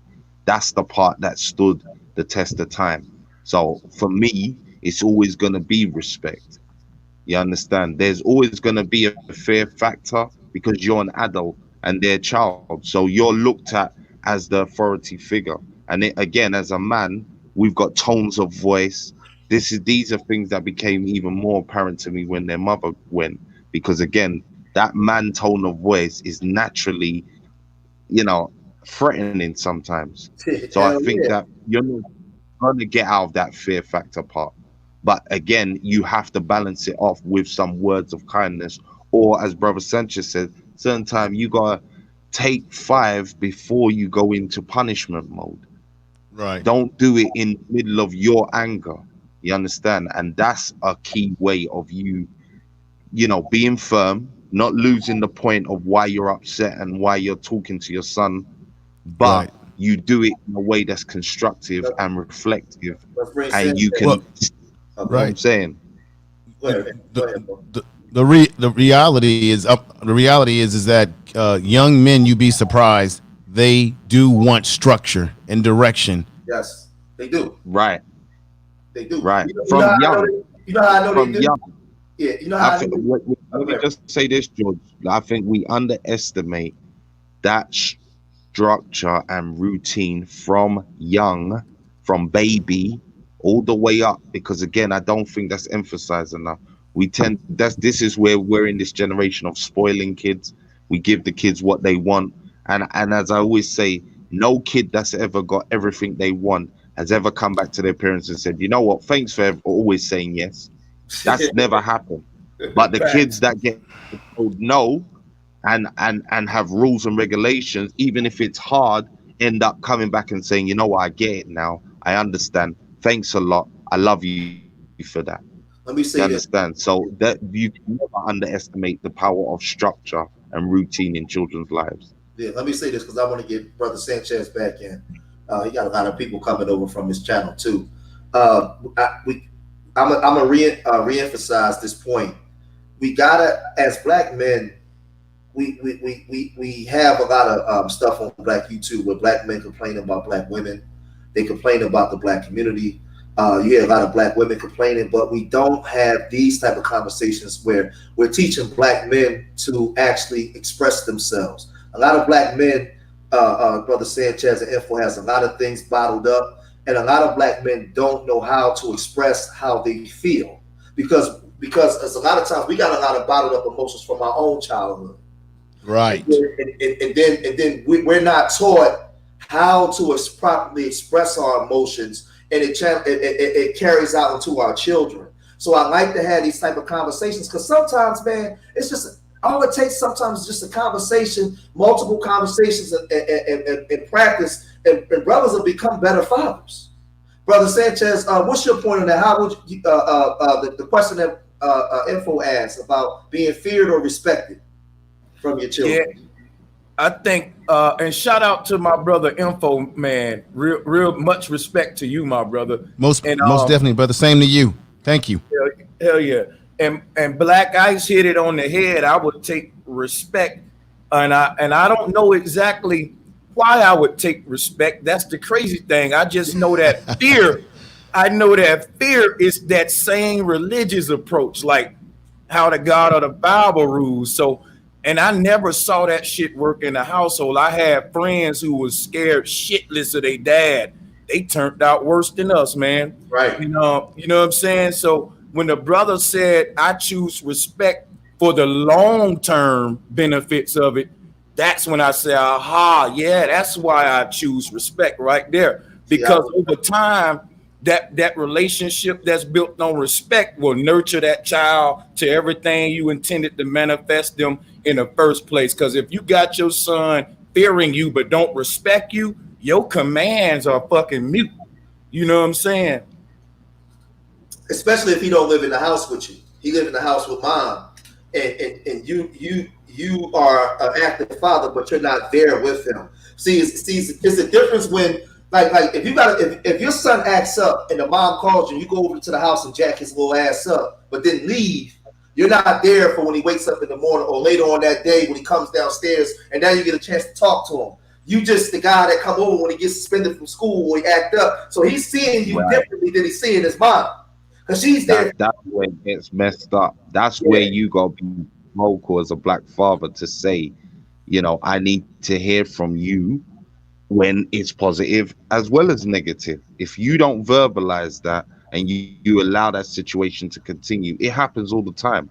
And it's not even in the negative, you know, she's doing it on purpose to me and putting me. Right. It's just that role that society, Western society, has put us into. And as I said, remember, the legal terminology just from that stance and the overall thinking of Western society is, as men, you are not emotionally equipped to deal with children. That's how it's written. That's how the law reflects. That's why when you go into custody cases and all of those type of things, that's why it's naturally against you as the man, where you have to prove yourself out and show your maternal, you know, instinct a lot more, where a mother can just walk in and she's just assumed to have that instinct, that right, and the natural ability to pull it off. So when you're fighting that uphill battle, then you know you have to adjust your approach and you have to be verbal to combat some of these things, especially if you're at the house. Right. Go to, bro. George, let me bring this up too. This might be a hot button topic here. When we see our young men have the problems that they have, whatever dysfunctions that we need to redirect them, how much of the dysfunction is passed down from one generation to the other? So, for example, if I didn't have a great relationship with my father, and my father did certain things that were dysfunctional. And we see this in the black community where we're passing down same behaviors that has been going on within our family and community from one generation to the other. So how many of you brothers on the panel have had to catch yourself when you find yourself realizing, damn, I'm doing the same stuff that my father did to me that made me pull away from him, or some family member? Or sometimes we can repeat the same sins of our family, man. Yeah, well, that's why I'm doing the show, because I like, my son at times walks in the room, and I look at him. He don't even have to be doing that. He could just be doing his little 12-year-old stuff, being goofy, jumping around, and I look at him and I get a little nervous, like, damn, what am I gonna do with this boy? And I have my wife at times where my wife would tell me, you're not affectionate enough with the children. And I never looked at it like that. I never looked at it because my father wasn't affectionate with me. I never took my daughter, because we're going to get into the daughters next, but I never just took my daughter and hugged her and gave her a kiss on the cheek. Or my son, I just not something that I just did. And on top of that, I wasn't great at, I was lazy. I would say this. I think, hey, Topaz, I got to get your email address. Topaz, I don't have your email. I was lazy, and I'm going to put this out because I want brothers to hear this. I was lazy at, I think, I'm trying to find the right words.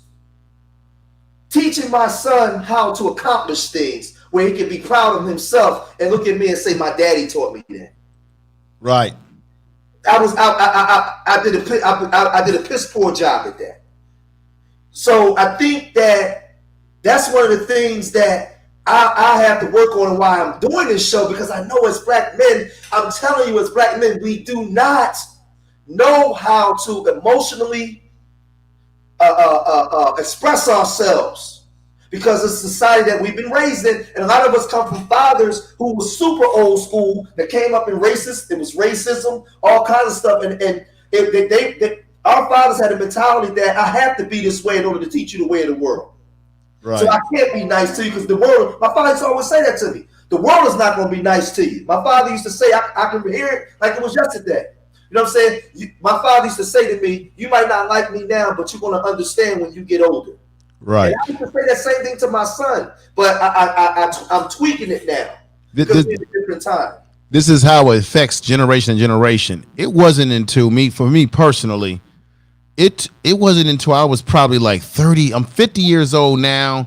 I was about 33 when I finally came to grips with who my father was.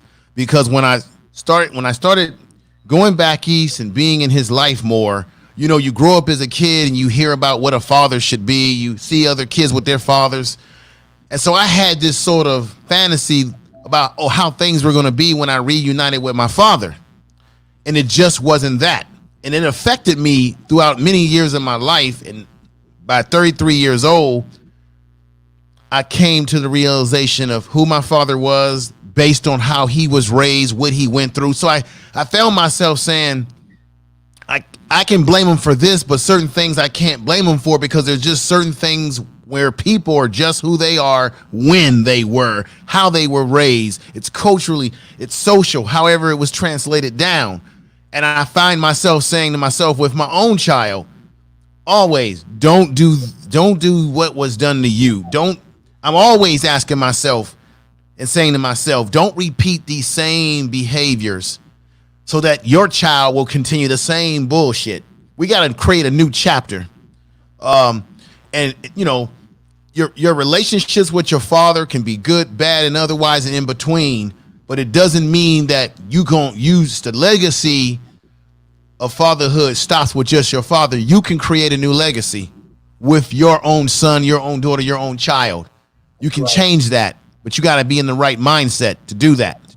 Let me ask all of y'all this question, because we all YouTubers. I'm gonna tell you what was funny to me, and Brother Sanchez, come in on this one. Let me know if this same thing happened to you with one of your boys. One day, I had just finished up making a video, and my son had his phone and he was making videos imitating me. Oh wow, But that's cool. I'm gonna tell you, whenever I would do my video and I'm working, I would always shoot him away from the camera. Boy, get out of here! You're in the way. I'm working. Move. That's how my father used to do me. Oh wow, Right? right. So I saw him talking the way that I talk, all that stuff, and I'm like, oh shit. Like, and it really hit me, like, and then he started having his blades, and he started videoing himself doing the blades. Mhm. And I'm like, man, and every time I go live, he would come down and get behind me and try to show us something, because he wanted to be where I was. And I would push him away because I was working. Right. And a lot of us do that, though. And I don't think it's no malice intent. I just think that that's just as dads. And what I'm learning to do now is don't do that. Now I want to go in and teach them how to do the video. So let me ask you, Brother Sanchez, does any of your sons actually emulating you with the videos? Yo, everything you just said, I went through the exact 100% the same thing, yo. Like, I'll be telling them to get out of the garage and shit, and I didn't even know they was watching my videos until they start saying like a fool. You know what I'm saying? And they'll imitate me and shit and tell each other when they tease each other like a fool. You know what I'm saying? Yeah. And so then one of my sons, he'll come and be like, that one dude in this one argument, he was so dumb. And when he called in, I was like, hold up, y'all watching a show like that? You know what I'm saying? And that also make me change the way I have to move on this shit too. Yeah. You know what I'm saying? But it's amazing that you say that, because I think that would be true for so many men YouTubers, man. We might push them away from something that they might want to be involved with. Like, I didn't think my children would be interested in these deep ass topics and shit that, you know, like this. But you'll be surprised, just like somebody said earlier, these kids really want guidance. You know what I'm saying? Mm-hmm. That's powerful. Now, Sanchez, go ahead, brother. 2 seconds. I just throw this part in. Hey, Sanchez, I'm gonna tell you what's funny, because my son, he learned and mastered Sinetta. Peace and Black Power. What's your name? Where you calling from? Always say that. Peace and Black Power. What's your name? Where you calling from? And then, like, my outro that I do, I love my people more than hate themselves. He listens. He does it. So I'm like, damn. And here I am. Every time I'm live, I'm get away from him, get away from here. And I really had to check myself, like, no, bring him in. But he just speaks. He's only 12, so he's so goofy. When I'm trying to be serious, he's playing. But maybe I just gotta learn how to sometimes just be goofy with him. I want to say this, because this is very important. With you brothers being YouTubers, and Brother Sanchez, you said you didn't know that your kids were watching your stuff. This is why this is so important. Think about the content that you create. If the content that you're creating is sort of lifeless, it doesn't resonate in anything powerful, anything that encourages a person, that inspires someone, that gives them knowledge, then your kids could possibly be influenced by materials that you're doing that really don't inspire anything. So, Brother Sanchez, with the sort of material that you do, that's inspiring to your sons, your kids, I would imagine. Versus if you were doing something that inspired nothing, that created nothing, that resonated in no one's mind and spirit, that could be more of the destructive manner to the minds of your kids. Because they're watching you. That's it. You're so right. Yeah, I'm telling you, I agree. I'm telling you, like I pushed my son away from so much stuff that I actually should have just had him involved in or just around. And I don't like. I know where it come from, but then I don't know where it come from, and I know some of it come from just. You know what I think? Information Man, Black Ice, and Brother Sanchez. I think a lot of us as black men don't know how to be fathers. Like, ooh, I don't think that. I think I think as black men growing up in this Western society and the way we view, we've never been comfortable, set in a comfortable role of really being a father, of just having financial stability and being happy. I mean, as a black man, are we really happy? But George, I agree with you. But the bigger point to that, brother, is when have we as black men ever been able to be ourselves in this world? Even before you talk about being a father, when have we been allowed? When have we been able to be truly who we want to be and who we really are? Everything is dictated by this society. We've been so culturally conditioned by how we're supposed to be and act, our images. So before we can learn to be fathers, we gotta learn to be just who are we as black men, as humans, and who are we culturally as black men? Have we found that? So are we more reactionary? Are we more reactionary instead of just being comfortable with being ourselves? Because I think for a long time I had to ask the panel. For me, I had to look at myself in the mirror and say, George, are you happy? It has nothing to do with my wife, nothing to do with the children. Just me as a man. When I look at myself, are you happy? It don't have nothing to do with accomplishments. I think that there's a lot of men, brothers and alike, out here, and even on YouTube, they're not gonna admit it, that are really deep down not really happy. Even the ones that talk all the red pill and I'm getting women and flying around town. There's a lot of people who are not really deeply happy. I can admit to you brothers on here tonight that I have struggled with that myself throughout my years of living and continue to always ask myself, am I truly happy? Because it comes down to, are you really living the life that you truly want to live?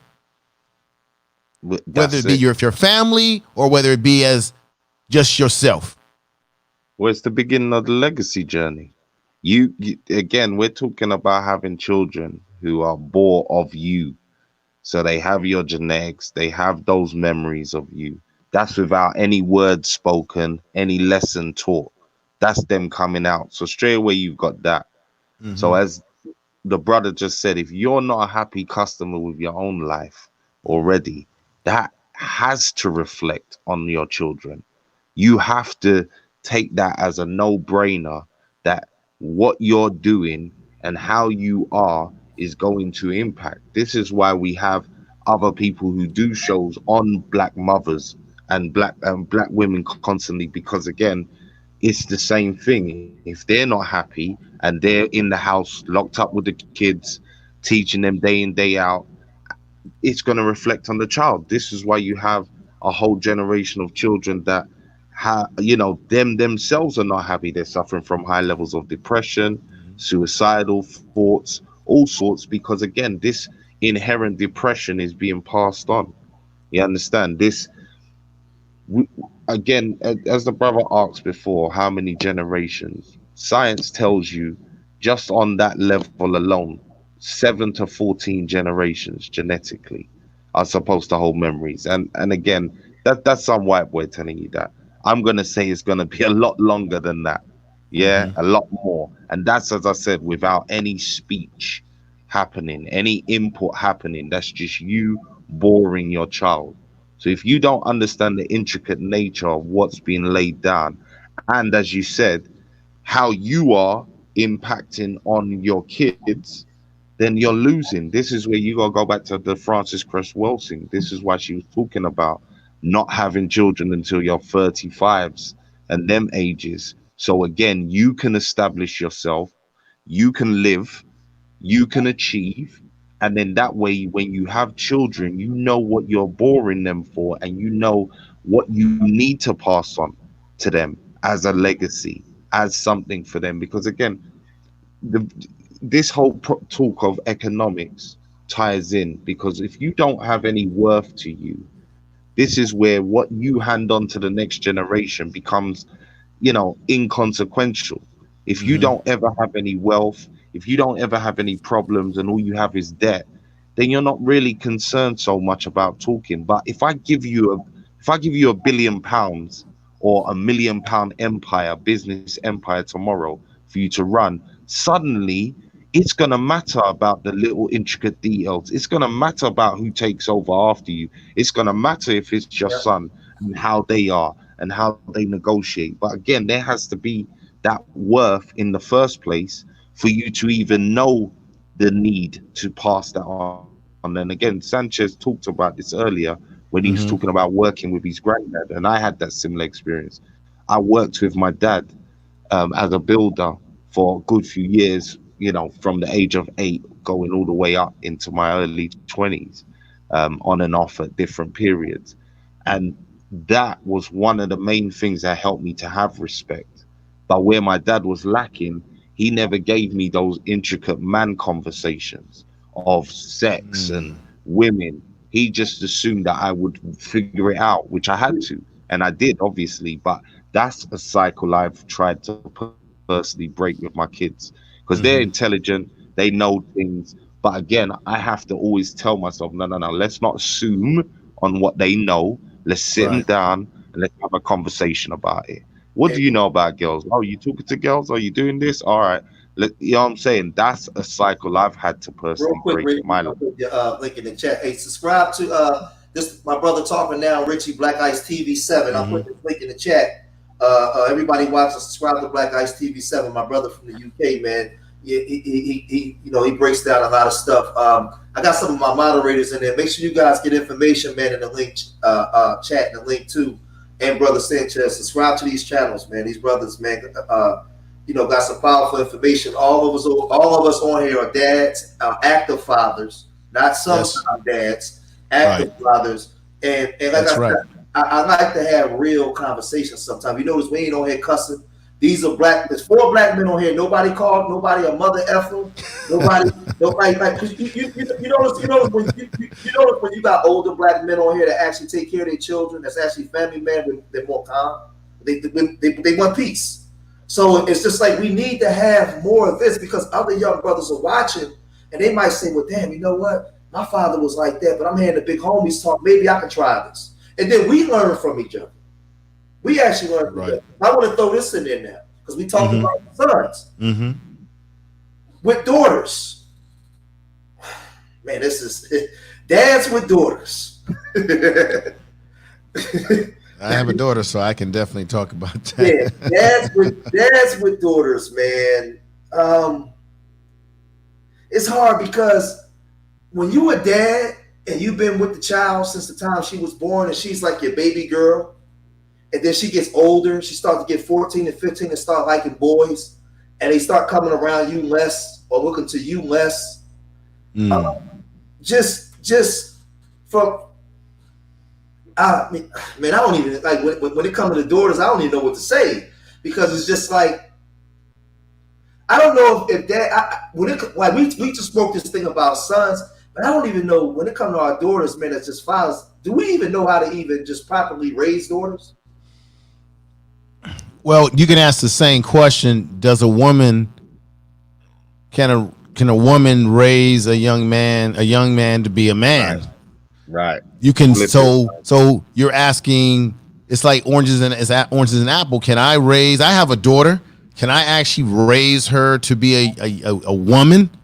I don't think I have the attributes to raise her to be a woman as her mother can, but I can certainly give my daughter an example by action, give her wisdom as to what a man is, because it's been my experience that a lot of young ladies who grow up with a strong masculine figure in the house, giving them a good direction in a everyday reality of what a man is and should be,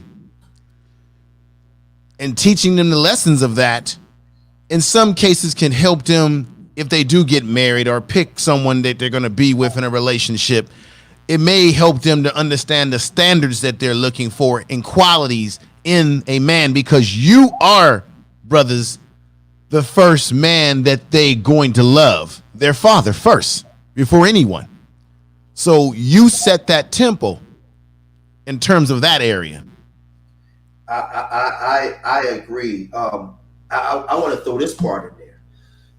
because I think a lot of times as dads, we set this precedent. Like, you know, we was young men before, so we know how it is when young men when it comes to our daughters. But do you think that sometimes as fathers, like we may be a little over the top, too aggressive or too protective when it comes to our daughters? And sometimes we should be more of the nurturing even with them. Like we set the precedent. Like I'm what I'm saying is, my daughter is probably less likely to bring certain things around me for fear that I might kill a motherfucker if I found out he threatened her or put his hands on her, because I put that thought process in her head or that image out. I'm not gonna get my dad involved because I'm gonna get my dad hurt. Or my dad gonna end up getting locked up. So she'll sit and let the guy beat him, or she'll sit and run with this guy that she shouldn't be run with, and don't get the advice from dad because dad is crazy. But George, let me ask you this though, quickly, on top of what you're saying. Do you find, other than those reactions to those situations, do you find that you spoiled your daughter more, where you became more of the nurturer and the mum was more harder on her, or, you know, told you don't fall for them tricks, you know? You know what? My wife will say that because I would let my daughter get away with every fucking thing. Right. And this is the funny thing. This is kind of what Information Man was alluding to when he's flipping and bouncing it. Where with the boys, we're the aggressor. With the girls, now we become over nurturing, and we now start to spoil and accept certain things and become unbalanced in that way. You understand? Like, I'm gonna tell you why. With the boys, and Sanchez will probably laugh at this. With the boys, if the boys is acting up, and I'm just keeping real. Just say if your boys is acting up and you told them once or twice and they didn't listen, you give them a quick jab to the stomach and he fall on the floor and cry. You know, he get up and Sanchez, he get up 5 minutes later, y'all start watching football together. Hey, I'm gonna tell you like this. Coming up in the South, we was always told if your son fall or scrape his knee or whatever, if he fall, don't pick him up. Like, let him get up by himself. Right. You're never supposed to help your son get up off the ground. What y'all think about that? Because I was raised along those lines. I can feel exactly what you're saying, George. Yeah, I agree. This last part, I'm gonna send it right to you. Let me just throw this last 30 seconds in. I agree with you, and what I'm saying is, because I can do that to my son, bang. Yeah, I mean, he get up. Yeah, you can't do that to your daughter though. Like, I'm not punching my daughter in the chest, and then I'm gonna tell you because it was funny. Real quick, my brother-in-law daughter was acting up in school years back. And my wife and her older sister was getting, why don't you just get her? But he's like a big 6'5" dude, but he was scared to get her. And I remember we was talking on the porch one day. He was like, man, I don't want him to be mad at me.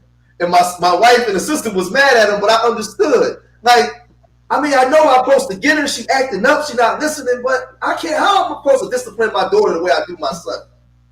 And then we feel some type of way when she ain't speaking to you, or our daughters know how to play us emotionally and get in our heads to the point and make us feel bad for discipline.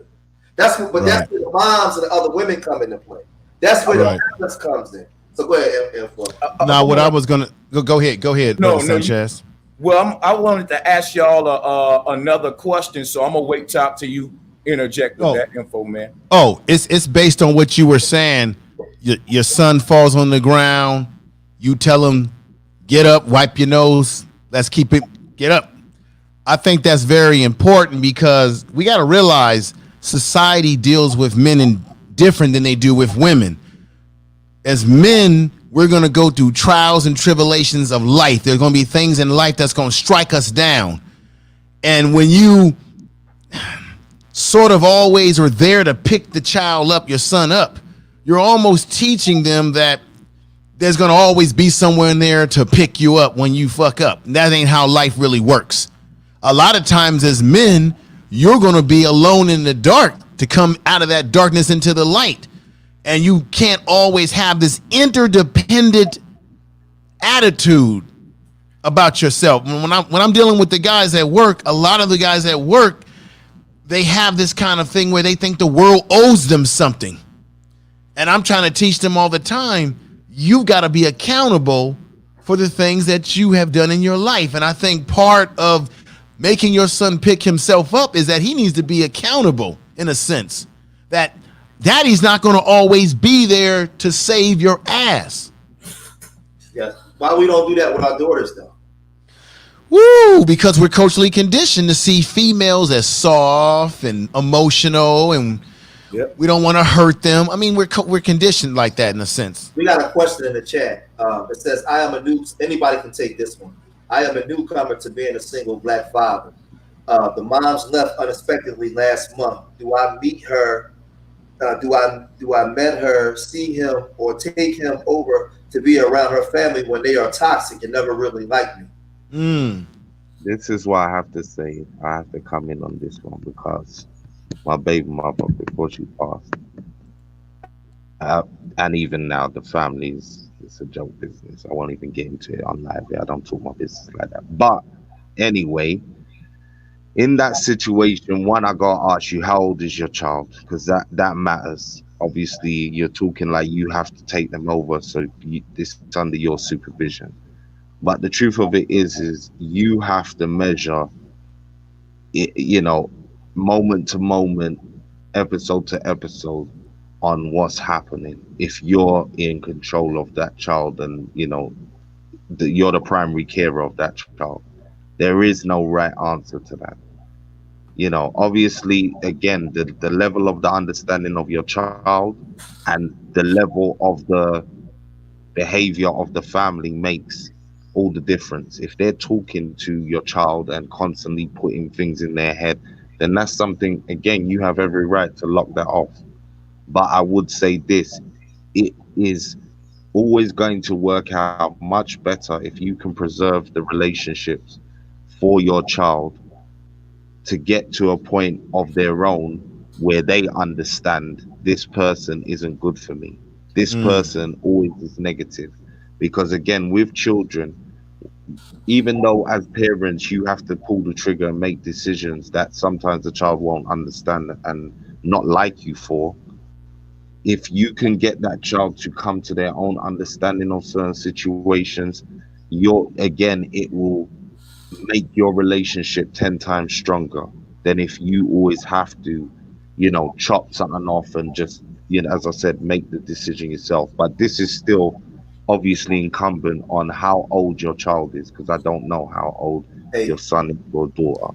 Let me put this part in, and we get Sanchez's view on that. I'll say this, because I remember, being a kid and was born in a marriage. And one day I went to school and came back, my mom was gone. Brother, that put that up there, I really need you to understand that a child doesn't understand the relationship between adults. And that child, depending on how old that child is, you got to put the age of the child, because if that child is old enough to remember mom, that child is going to be calling for his mother or her mother, period. That relationship with mom and child, you remember that child grew up in that mother's belly. Like, that relationship with mom and child is different. So, I call for my mom. I still call for my mom, and I'm grown. So that's a very slippery slope, man. Because I'm telling you, like, you got to be careful with that one. What's your opinion on that one, Sanchez? Yo, can y'all hear me? Yeah, we can hear you. Yes, brother. Oh, well, yeah. My opinion, my sentiments is the same as what you guys expressed. He's 9. He's 9. Yeah. I'm sorry, brother Sanchez. He's 9. Yeah, you got to be careful, because he wants his money. Yeah, I wouldn't recommend. I'm gonna make it short and sweet, right? Whatever beefs that the parents got shouldn't even be a concern of the child. When I was coming up, I was raised with my great grandmother, great grandfather. When they was beefing, we didn't know. It was almost like they didn't even let us into that part of their life. So what I'm saying is basically just, you can't fault the child want to see both parents, you know what I'm saying? So regardless of what the situation is, but sorry about that, somebody calling me. Regardless of what the situation is between them parents, you got to detach that shit when it's time for that child to see either parent. You know what I'm saying? Like when I was coming up, my mama have little beefs with my father, and I used to spend the weekend at my pop's house. But when they was beefing sometime, she would try to, you know what I'm saying, hold me back from going over there and shit, but I'll raise enough hell to go, you know what I'm saying? But that was one thing right there. There were times where I had planned shit to do with my stepbrother, and because my mom's and pops beefing, I couldn't go and spend a night. And man, I'm talking about it really fucks you up as a child. It seems like a small little thing to the parents, like, okay, you couldn't spend one weekend or whatever. But yeah, holding that child back from the other parent don't make them have disdain for the other parent. It make them have disdain for you.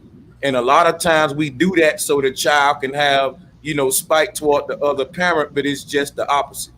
He said, Right. he says, yeah, but he also tells his mom he wants her to come home, but she ignores it. And I'm gonna tell you, brother, you got to be careful with your mental too, because that could take a psychological toll on you.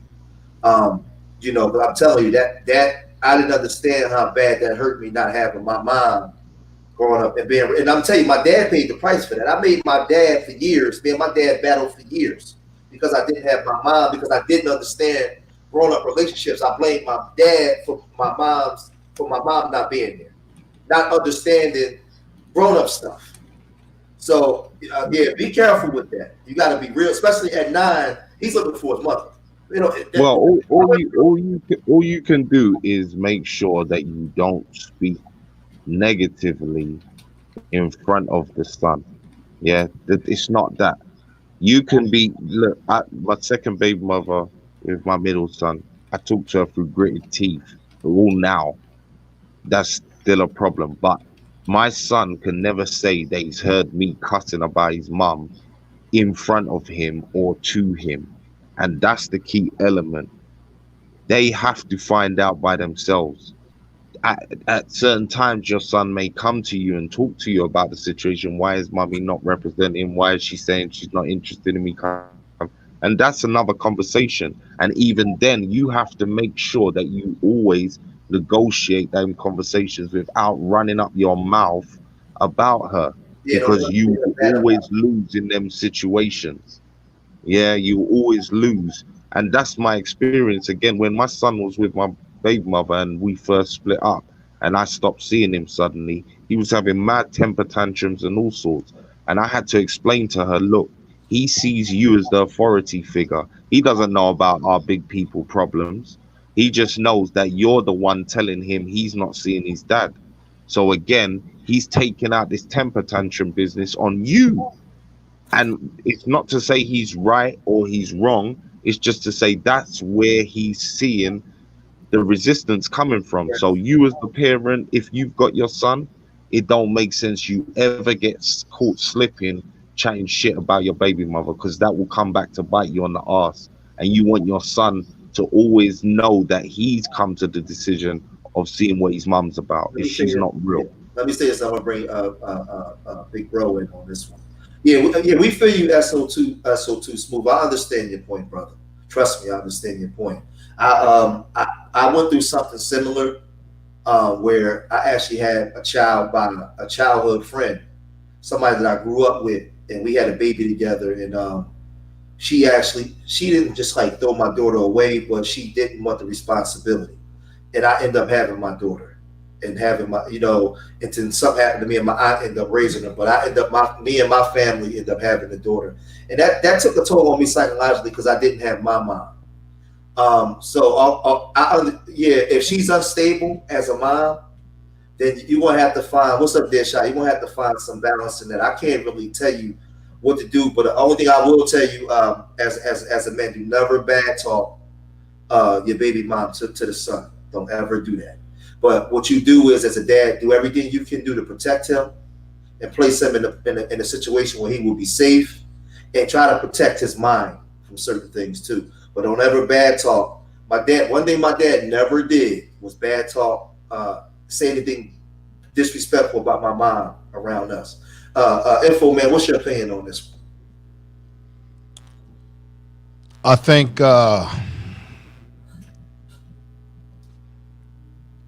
I think that type of vibration, that energy, you never want your kids to see you at your worst. And this is very important because, when I grew up, I saw domestic issues in the family. And we have to realize that if you're fighting with your wife, you're in front of your kids, that's having a psychological effect on them. Straight up. So you want to keep that separate. Even when I was still married, my wife, we had our differences. We never wanted to put our kids into that mix because it just sets a bad precedent. And I've been around in my family where I've seen it, and it really has an impact. So I'm 100% behind, not everything needs to be out in the front where your kids can see that. I don't think it's healthy at all. It isn't healthy. But see how important, big bro, these conversations is, and I'm gonna tell you definitely. Why. I'm gonna tell you why, because see, men are different from women. Women are more transparent. Like, if you walk in a room with 20 men and you say, "Who's Superman in here?" Everybody will raise their hand. Knowing you got brothers with erectile dysfunction, you got brothers with heart disease, you got brothers with heart disease, you got brothers with all kinds of issues, but we'll never admit that to each other because we always want to show the best of ourselves, or we don't never want to show vulnerability. But the reason why I like these type of conversations with black men, because like I said, I don't particularly do content for black women. I do content for black men, fathers, to level up to be better for black women. Yes. Or to bring better black women in your life. Or if you level up, your energy can get her to change. So that's what I do. So I do it for men, but for women to participate, to see black men leveling up. And what I'm saying, the reason why I'm saying what I'm saying, when we have these type of discussions, men begin to open up because men begin to say, I don't have to be, I can actually be vulnerable and say, you know what? Hey, I'll raise my hand. I got a problem. But as men, we're trained not to do that because we think that other brothers are going to look down on you. And then because of that, we don't get help. But we start having these type of forums where brothers can come in and just drop their shoulders and be vulnerable. We can help each other now. Because now a brother can say, hey, I'm having this problem with my baby mom. And without feeling like a simp. Nobody calling them a simp. It's actually brothers loving them enough to give them some kind words to help them. But in a lot of spaces, black men don't have that. And that's why we fall by the wayside too. Sometimes just a helping word from another black man can stop a black man from killing another black man. Just a simple, hey, brother. Go ahead. I agree with you, George. Let me say this. Let me bring this issue up. If we want to change generations and transform stuff, it comes down to how you raise your black son, your black men. Because if you said something about, how black men will be disrespectful to other black men, show no respect. You out with your woman and you got other black men disrespecting you while you're out with your woman with their head all up in her butt, right? Or you have black men that can't work together. Where do you think that all starts? It starts in the household, in the family structure, where a black man respecting another black man starts with how he respected his father. And what energy did he get? So when we talk about this on YouTube in particular, well, can black men work together? We have the power as black men to change that narrative by how we deal and raise young black males up to be respectful of the authority of black males, because we know that we'll respect the authority, or we'll do what that authority of white police want us to do. But do we give the same reverence to black men who are trying to teach young men and respect that authority? I think if we can transform that area, you may see more young black men growing up and respecting. And I know it's possible because I've had these same young black men that I've worked with come back and say, thank you. You did this. This is how my life has turned out. I appreciate that. And it changes how they deal with other black men. And it changes the way they see themselves. Right. Exactly. Because the way you see yourself is what you're going to manifest. Right. And I think there's a lot of brothers who have problems with dealing with other brothers because there was a breakdown in that family structure in terms of a black male, proper black male in their life. who Yeah. gave them, like we were saying before, we should be the role models, not a goddamn athlete or some damn singer or what have you. It should be us. All right, we shouldn't be telling. And another thing too, I gotta say this. We need to get away from teaching our kids how to lie at an early age. How does that start? Teaching them all these fairy tales. Oh, Santa Claus gonna come down your chimney and bring, God damn it, I'm the goddamn Santa Claus. I'm the one that brought them goddamn toys. I'm the one that brought the damn video games. Not no goddamn fictional character, white man coming out on a chimney. We gotta get our kids out of all these fantasy fairy tales. We're teaching them how to lie, basically. Let me ask you, big bro. And that's why I said about an hour ago into the conversation, I think a lot of the hate and a lot of the vitriol towards black men towards each other, because a lot of our boys are not being taught to accomplish things and see them and be proud of themselves. Right. And that's why I said for me, I felt like I did a poor job. Now I've been here with my son since he was born, but our black boys need to learn more skill sets where they can look at themselves and be proud of themselves. But it has to be taught to them by other black men, not Mr. Charlie.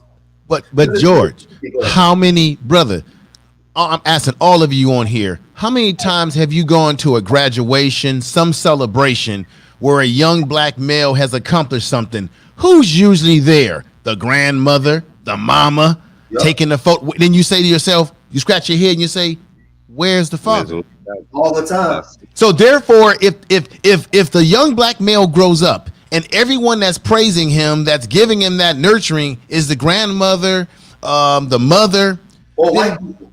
or white people, then what make you think they're gonna respect your black ass? Now, when you come along and you say, "Hey, now I need you to listen to me, young man," listen to you. Shit, I ain't had one of you around me in a long time. You ain't one.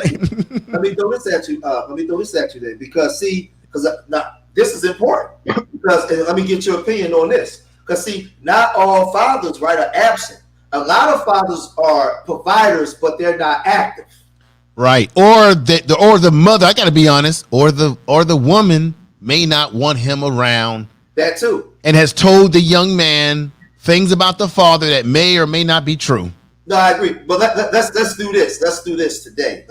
What about the father that has access, but he's more of a provider and not on the job father? Whereas though he had every ability to be at that graduation or to help him learn how to read or to walk them this way, but he brought him everything, and his job, he put all that other stuff on the mom and maybe the stepdad. He was just a provider. I think that if we get black men to know that you got to be more than just a paycheck. Because I could do a show on how moms prevent, but on this show today, I'm speaking to brothers that have that ability. Because I know thousands of brothers that can go get their kids anytime they want, and they get them when they feel like it. But they put all the onus. They'll go take a check over there to the mom, and then let the mom take them. I know brothers who let the mom take the kids to the barbershop. See, you know what? That's a sacrilegious right there. That's bullshit. Right. God, that changes the whole goddamn paradigm. That's why I'm just keeping it 100% real with y'all. That's why we have young men growing up in their funny style.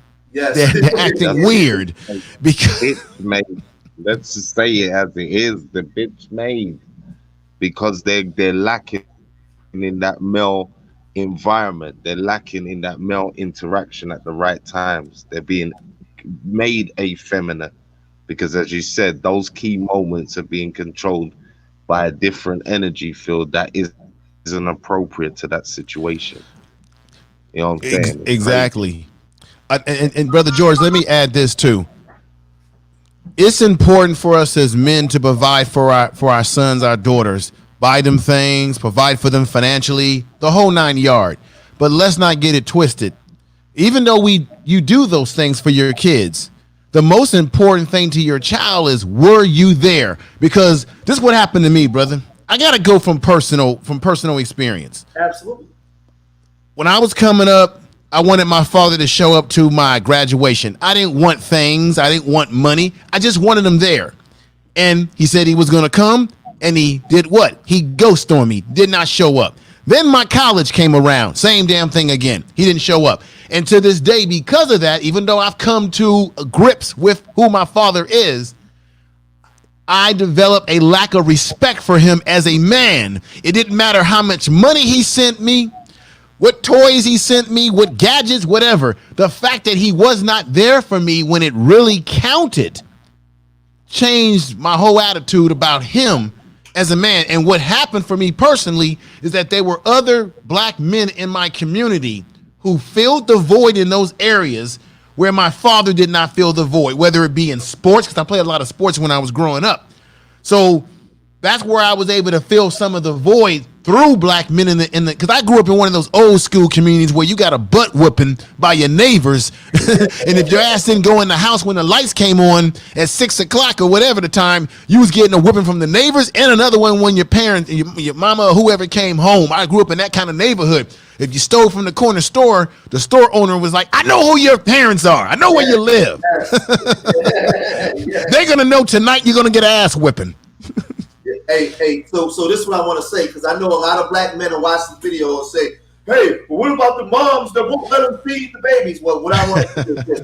Today we're not talking about that. We know that. I know there's a lot of moms that don't let the dads. I've seen it firsthand.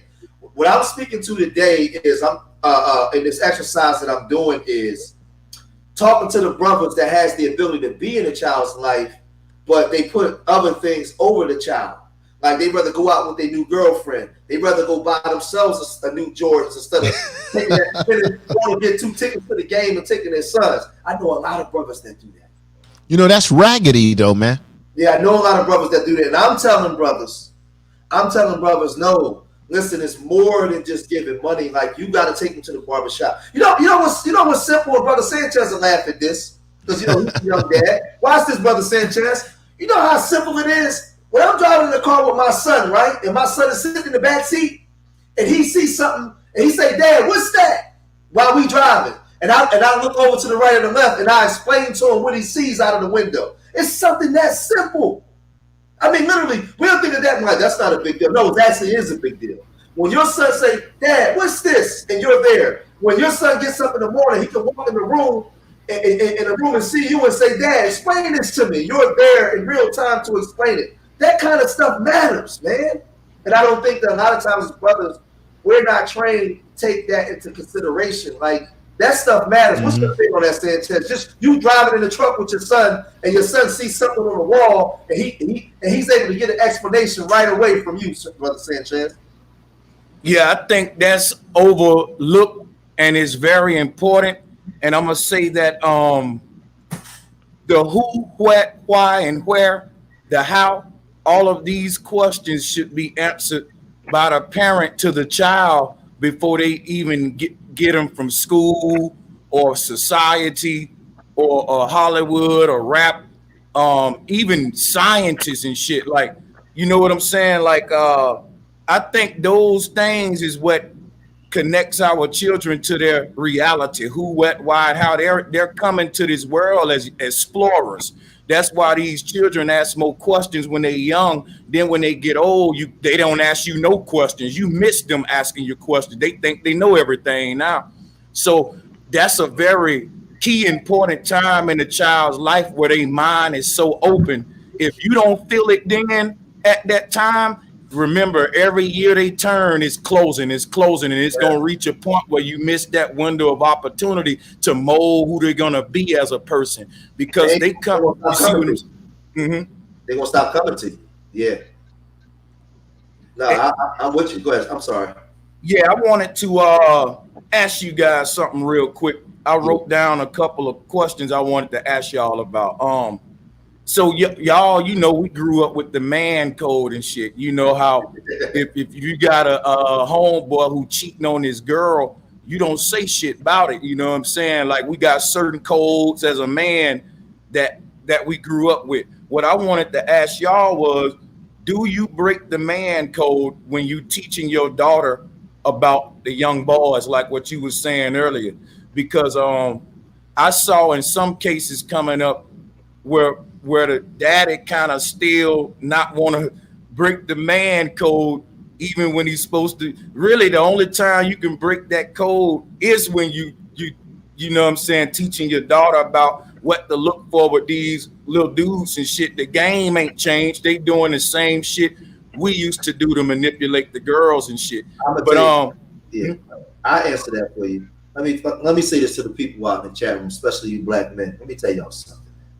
When you got a daughter and you sit there and you watch that daughter come out of the mom's womb, you watched her belly be big, you heard the doctor say push, and you seen that baby shoot out, and you look up at the clock to see what time it is, to see what time that child is born, and they hold it up and say, congratulations, you got a little girl. And they take that baby and they wash the baby off, and then they bring the baby over to give it to the mom, but you reach over and say, give it to me. And you hold that baby, you look at that baby, ain't no fucking man code. Your job is to protect her at all costs. Your job is, as a father who once was a young boy, to explain her the game as information man said, you're the first man in her life. If you got a man code when it comes to your daughter, then you're a fucking imbecile and you're an idiot. Thanks. You supposed to, you being the first man in her life, you're supposed to teach her how a man is supposed to treat her in her life. So when she does encounter men, anybody that says something nice to her, her panties don't fall off.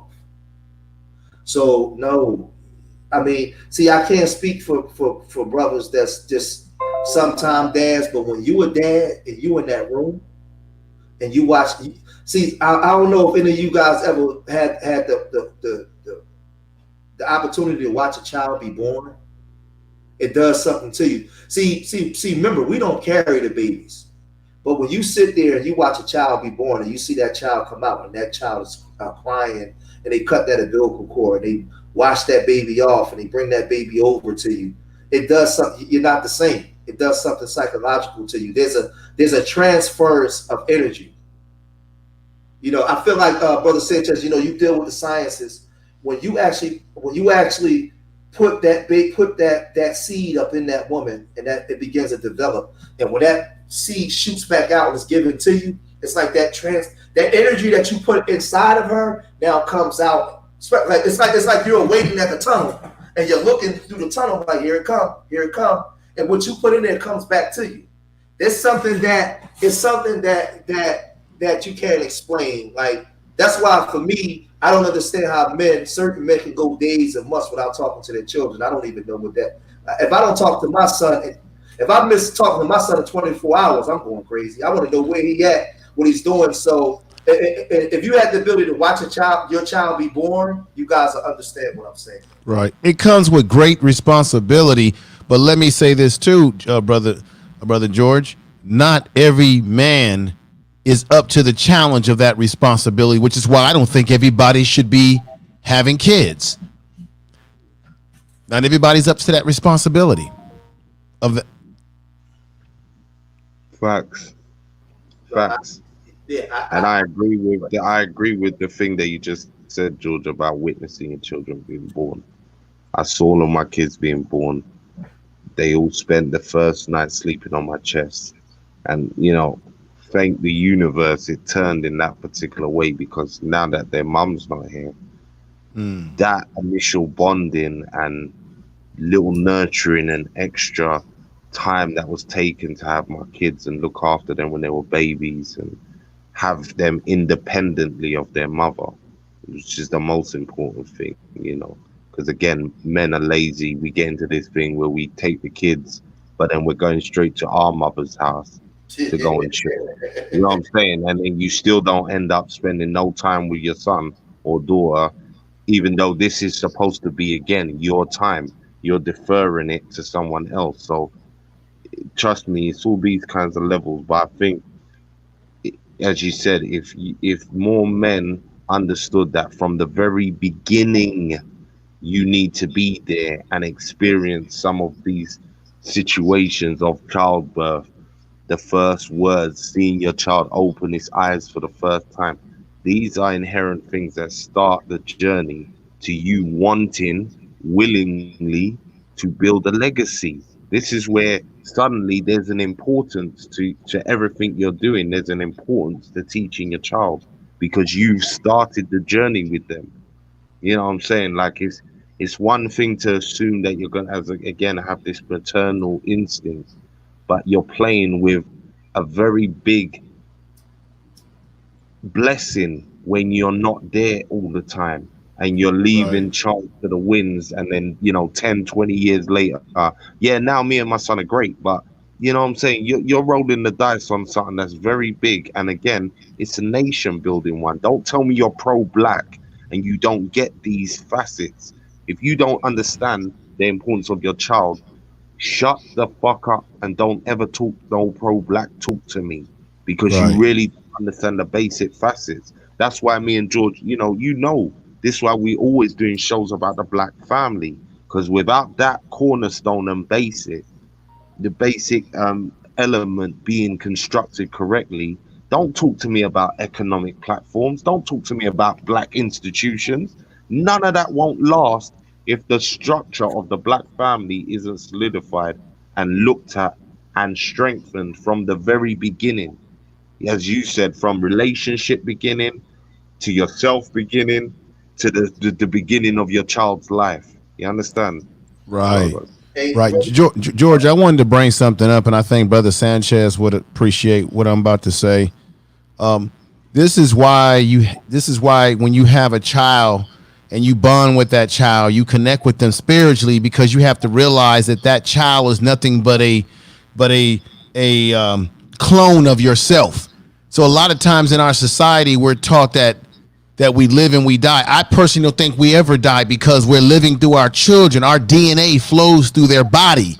So we're Right. ever living through our children. We're not living in a linear, we're living in a circular, time is a circular system. So there's no end, there's no beginning. This is the way I see it. And when you're doing your child wrong, your daughter or your son in particular, you're actually punishing yourself, because it's you, man. It's you reincarnated into the future. So you're hurting you. I know I'm sounding crazy right now, but that's how I feel about it. Now, Like, for example, when I look at my daughter, man, she looks split image of my ex-wife. I'm like, damn, I'm looking at my, no weird enough stuff here, brothers, but I'm looking at my wife reincarnated through my daughter. Her features, her look, the way she moves. Look, when I was growing up, I have ways about me that's like my father. My mother would say, damn, you eat just like your father, you talk, your lips are moving this way, because I'm nothing but a reincarnation of my father. When we all three together, we look like triplets. So when you're doing that, you're actually hurting you. If that makes any crazy sense. Yeah, I want to ask Brother Sanchez this. Sanchez, because I deal with the sciences. Because we talk about the connection between the mom and the child, but when you a dad and you there the whole time during the pregnancy, like when you transfer that energy into the woman and you're there the whole time, nurturing, rubbing the belly, when you're there looking through that stargate, you watching that child come through. What is that energy that's transferred into you as a father? Because it's almost like you're inseparable from that child. What is that call for the man aspect of? Because the reason why I'm asking that, being there to seeing a child born coming through a womb is totally different than not being there. You're definitely right. And that's why when I listen to you guys, I just say that's amazing. That's one of those things that most of us miss. Me personally, I wasn't fortunate to see any of the kids that I'm a father to now actually come out of the womb. I don't have biological children of my own, but I consider myself just as much as a father as all you guys. Yes. For the simple fact that each one of these little faces refer to me as dad, and when I met the woman that I'm with now, the oldest was about 6 years old in, or no, I'm tripping, about 9 years old in. And, most of these kids was still at an age where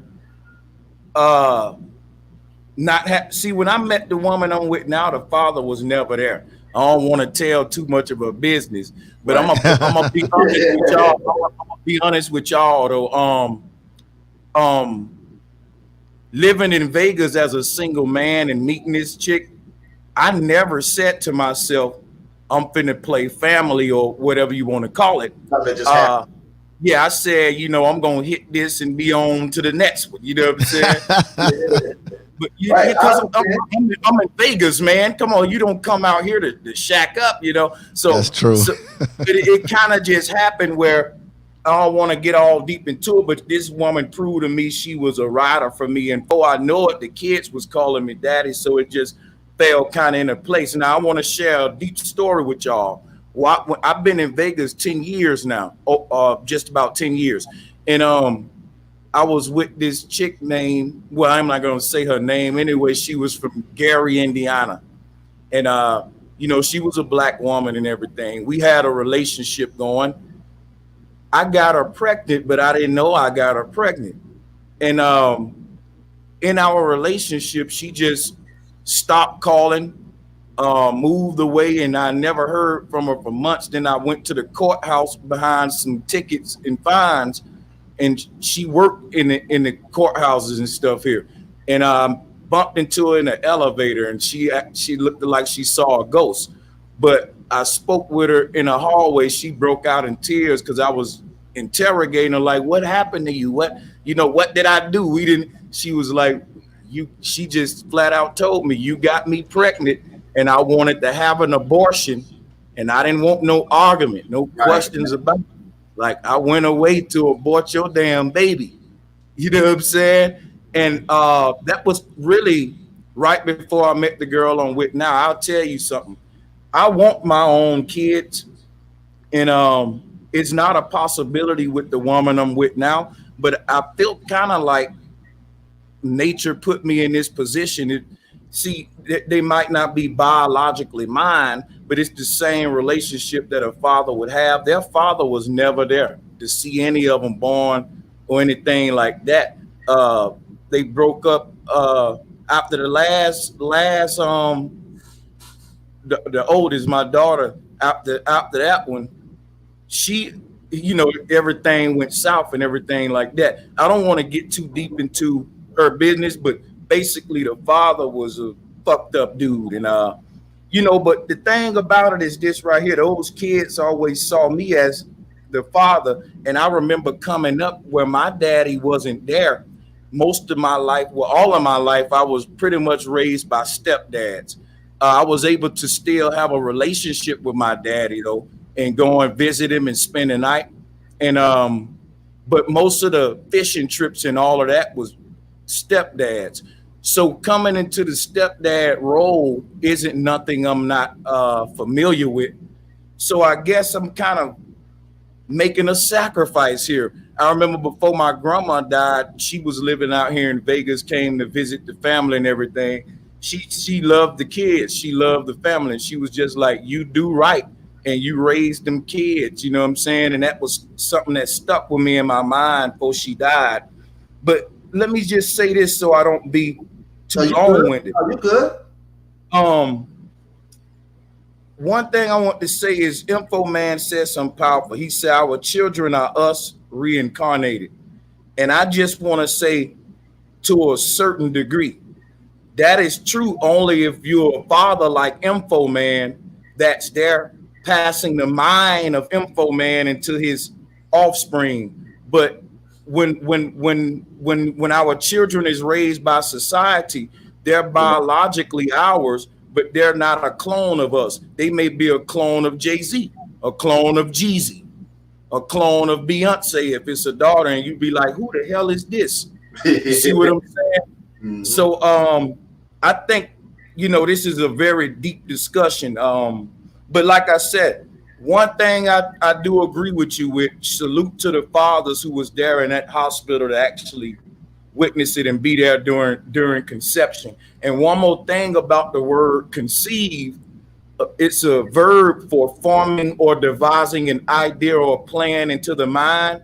So you can give birth to a child, but not necessarily conceive them if you don't mold a mind during that age of that window of opportunity that we mentioned earlier when they're asking the who, what, where, how, and all those questions. You know what I'm saying? But I'm gonna fall back right there.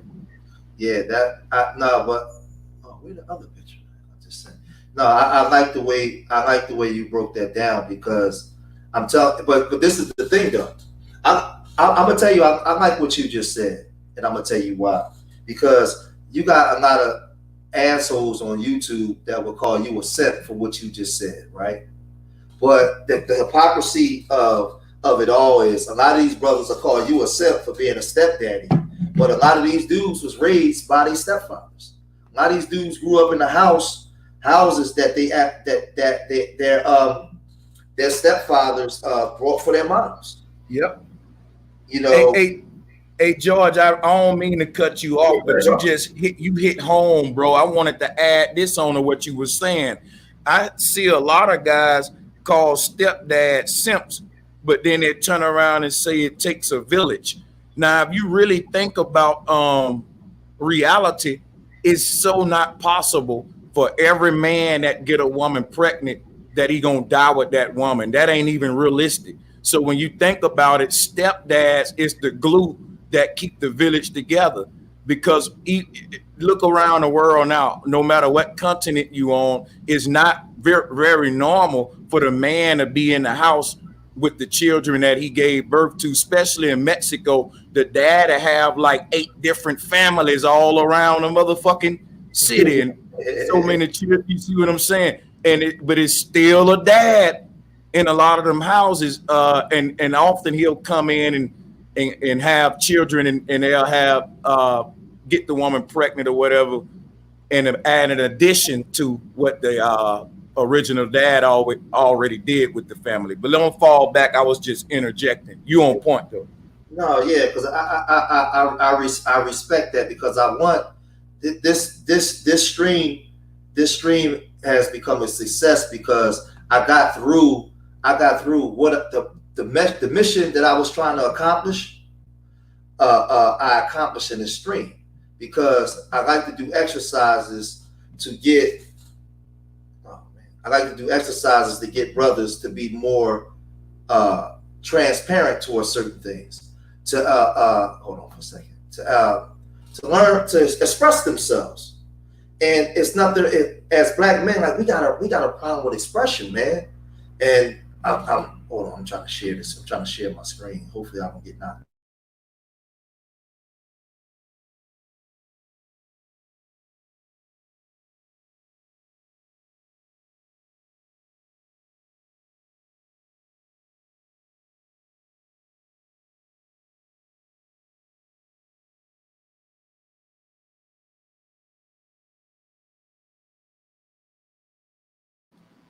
Can anybody hear me? Yeah, I can hear you, brother. Can you hear me? Oh yeah, I thought it had pros. Yeah, we're having some technical problems here. George, are you there?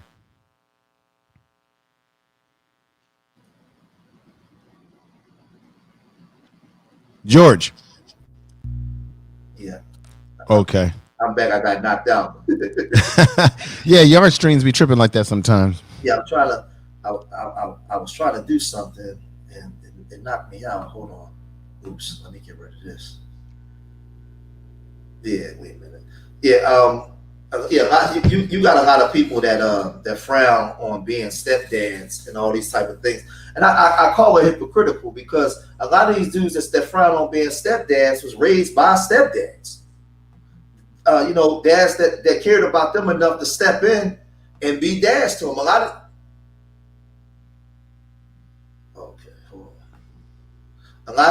these dudes became who they was because they had a stepdad that cared about them enough to. Oh,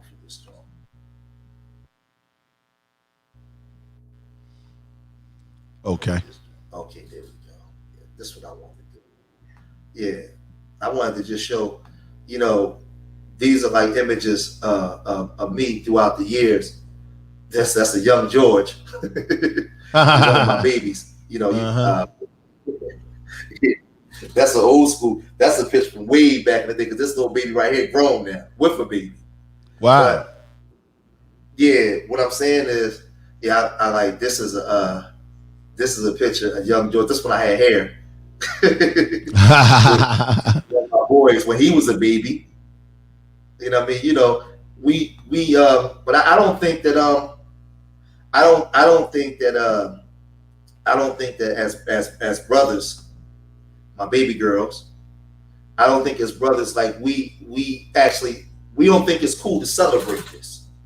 So I do this kind of stuff. To open the floodgates up to let brothers know, no, it's cool to celebrate your legacy, man. Like it's cool to celebrate your legacy. We don't, you know, this one of my boys when he was young. You know, he was baby boy. He like 12 now. But it's cool. It's cool to celebrate your legacy, man. You got to. And you know what, Info? We should be comfortable with showing off, you know, our legacy and our families to the world. Like, this is me. This is what I manifested. This is what I created. This is my dad. This is what I manifested. Right. We should be cool.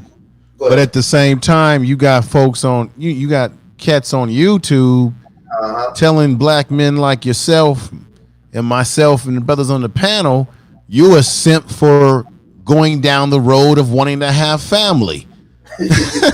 You're a fool, man, for that. Why did you go down that road, sir? You know, you got people talking that type of saying that type of stuff, and yeah. Look, who wants to perish alone, man? A legacy is the biggest thing that you can create living on this planet. Hey, look. After you are gone, you're in another galaxy somewhere. See this picture right here? This is her. Look. Right. This right here, that's her. Okay. Now okay. So that's time in. That's what I'm saying. That's time in. So but you know what? We're taught tonight. We should celebrate this stuff. We should be proud that we got time in with our children. And I'm gonna tell you, the reason why I do this, because I want other young brothers to get this in their head that you gotta be in your children's life from the start. It's cool, like it's the same way it's cool to be a nerd, it's cool to be a dad, man. Right. I mean, you know, being a dad is cool. Sometimes it's a thankless job. I get it. Sometimes it's a thankless job, but it's still cool to be a dad nonetheless, man. Right. And I want brothers to understand that, man. That's why you know, I do what I do when I have the panels that I have, and I know it's not popular. I know we don't get 500 people to come in on this kind of stuff because people don't like. One thing I've learned, Info Man, as we begin to close out, because we 3 hours in, about to be 3 hours. One thing that I've learned is people don't like the truth or like to be told certain things about themselves, man. I think, Brother Sanchez, we feel more comfortable. We can just cry and whine about things and blame. We don't want to have these type of people. Oh man, they talk the truth. They all ask. But if I go ahead and say this black woman ain't shit, oh yeah, or this black man ain't shit, or we can put the blame on something else. But if we sit here and talk about responsibility of what we need to do, people don't want to have a conversation, man. Because like I had mentioned earlier, we have to really assess whether people really are happy with themselves. Because a lot of times when people are not happy with themselves, they will project onto you what is really wrong with them. So when you hear brothers talking, oh, why you about family? Why you want to get married? That's what simps do.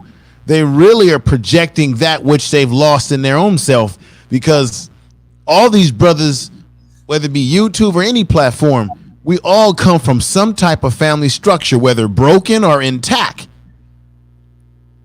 We're all searching for who we are. We're all trying to connect. And you're just living up to the responsibility of connecting with the spirits that you've brought into the world, man. The children. Absolutely. And Brother Sanchez is right. They can be corrupted by the outside society, but that's where you come in as a man to do the best you can to instill them with values to try to fight against what they are going to face in the world. Because our nature an environment, the environment is powerful over the nature. Our nature is not to be necessarily ratchet, Right. but it's the environment that we are in that conjure up this dysfunction that you see forth today. Right. I want to say this real quick. Yeah, we had a. Why did it leave out the chat? We had somebody calling Brother Sanchez, the agent. Get him out of here. Get him Now, out. who's saying that? Get that person out of here. Get that person out. Well, I don't even have that. Yeah, I don't even. You know me. I only had that. See, type of video. that's just a distraction. See what I'm saying? We're sitting up here talking real talk tonight, and a person comes in with distractions. See? You know what's funny though? He's the pop. That person that's doing that is probably the person that actually need the most love. Need brothers to put an arm around. And so, because what I've learned is a lot of brothers that's vulnerable, and when you in their wheelhouse talking about this kind of stuff, they'll try to do things to deflect it because they don't want to be, they don't want to deal with the pain. So a lot of times they'll come in and destroy things or break up things. But when you get them to really drop their shoulders and be vulnerable, you'll find out that they actually just need help. But a lot of brothers, man, a lot of black men, because we don't come from generations where we're trained to be subordinate to each other. Mm-hmm. Instead of saying, you know what, man, I want to be a part of the conversation, they'll just come in and try to destroy the conversation. That's just the way we're trained and conditioned to do. A lot of us don't know how to just come in and just sit down and be quiet. We don't know how to do it. And that's why. Go ahead, bro.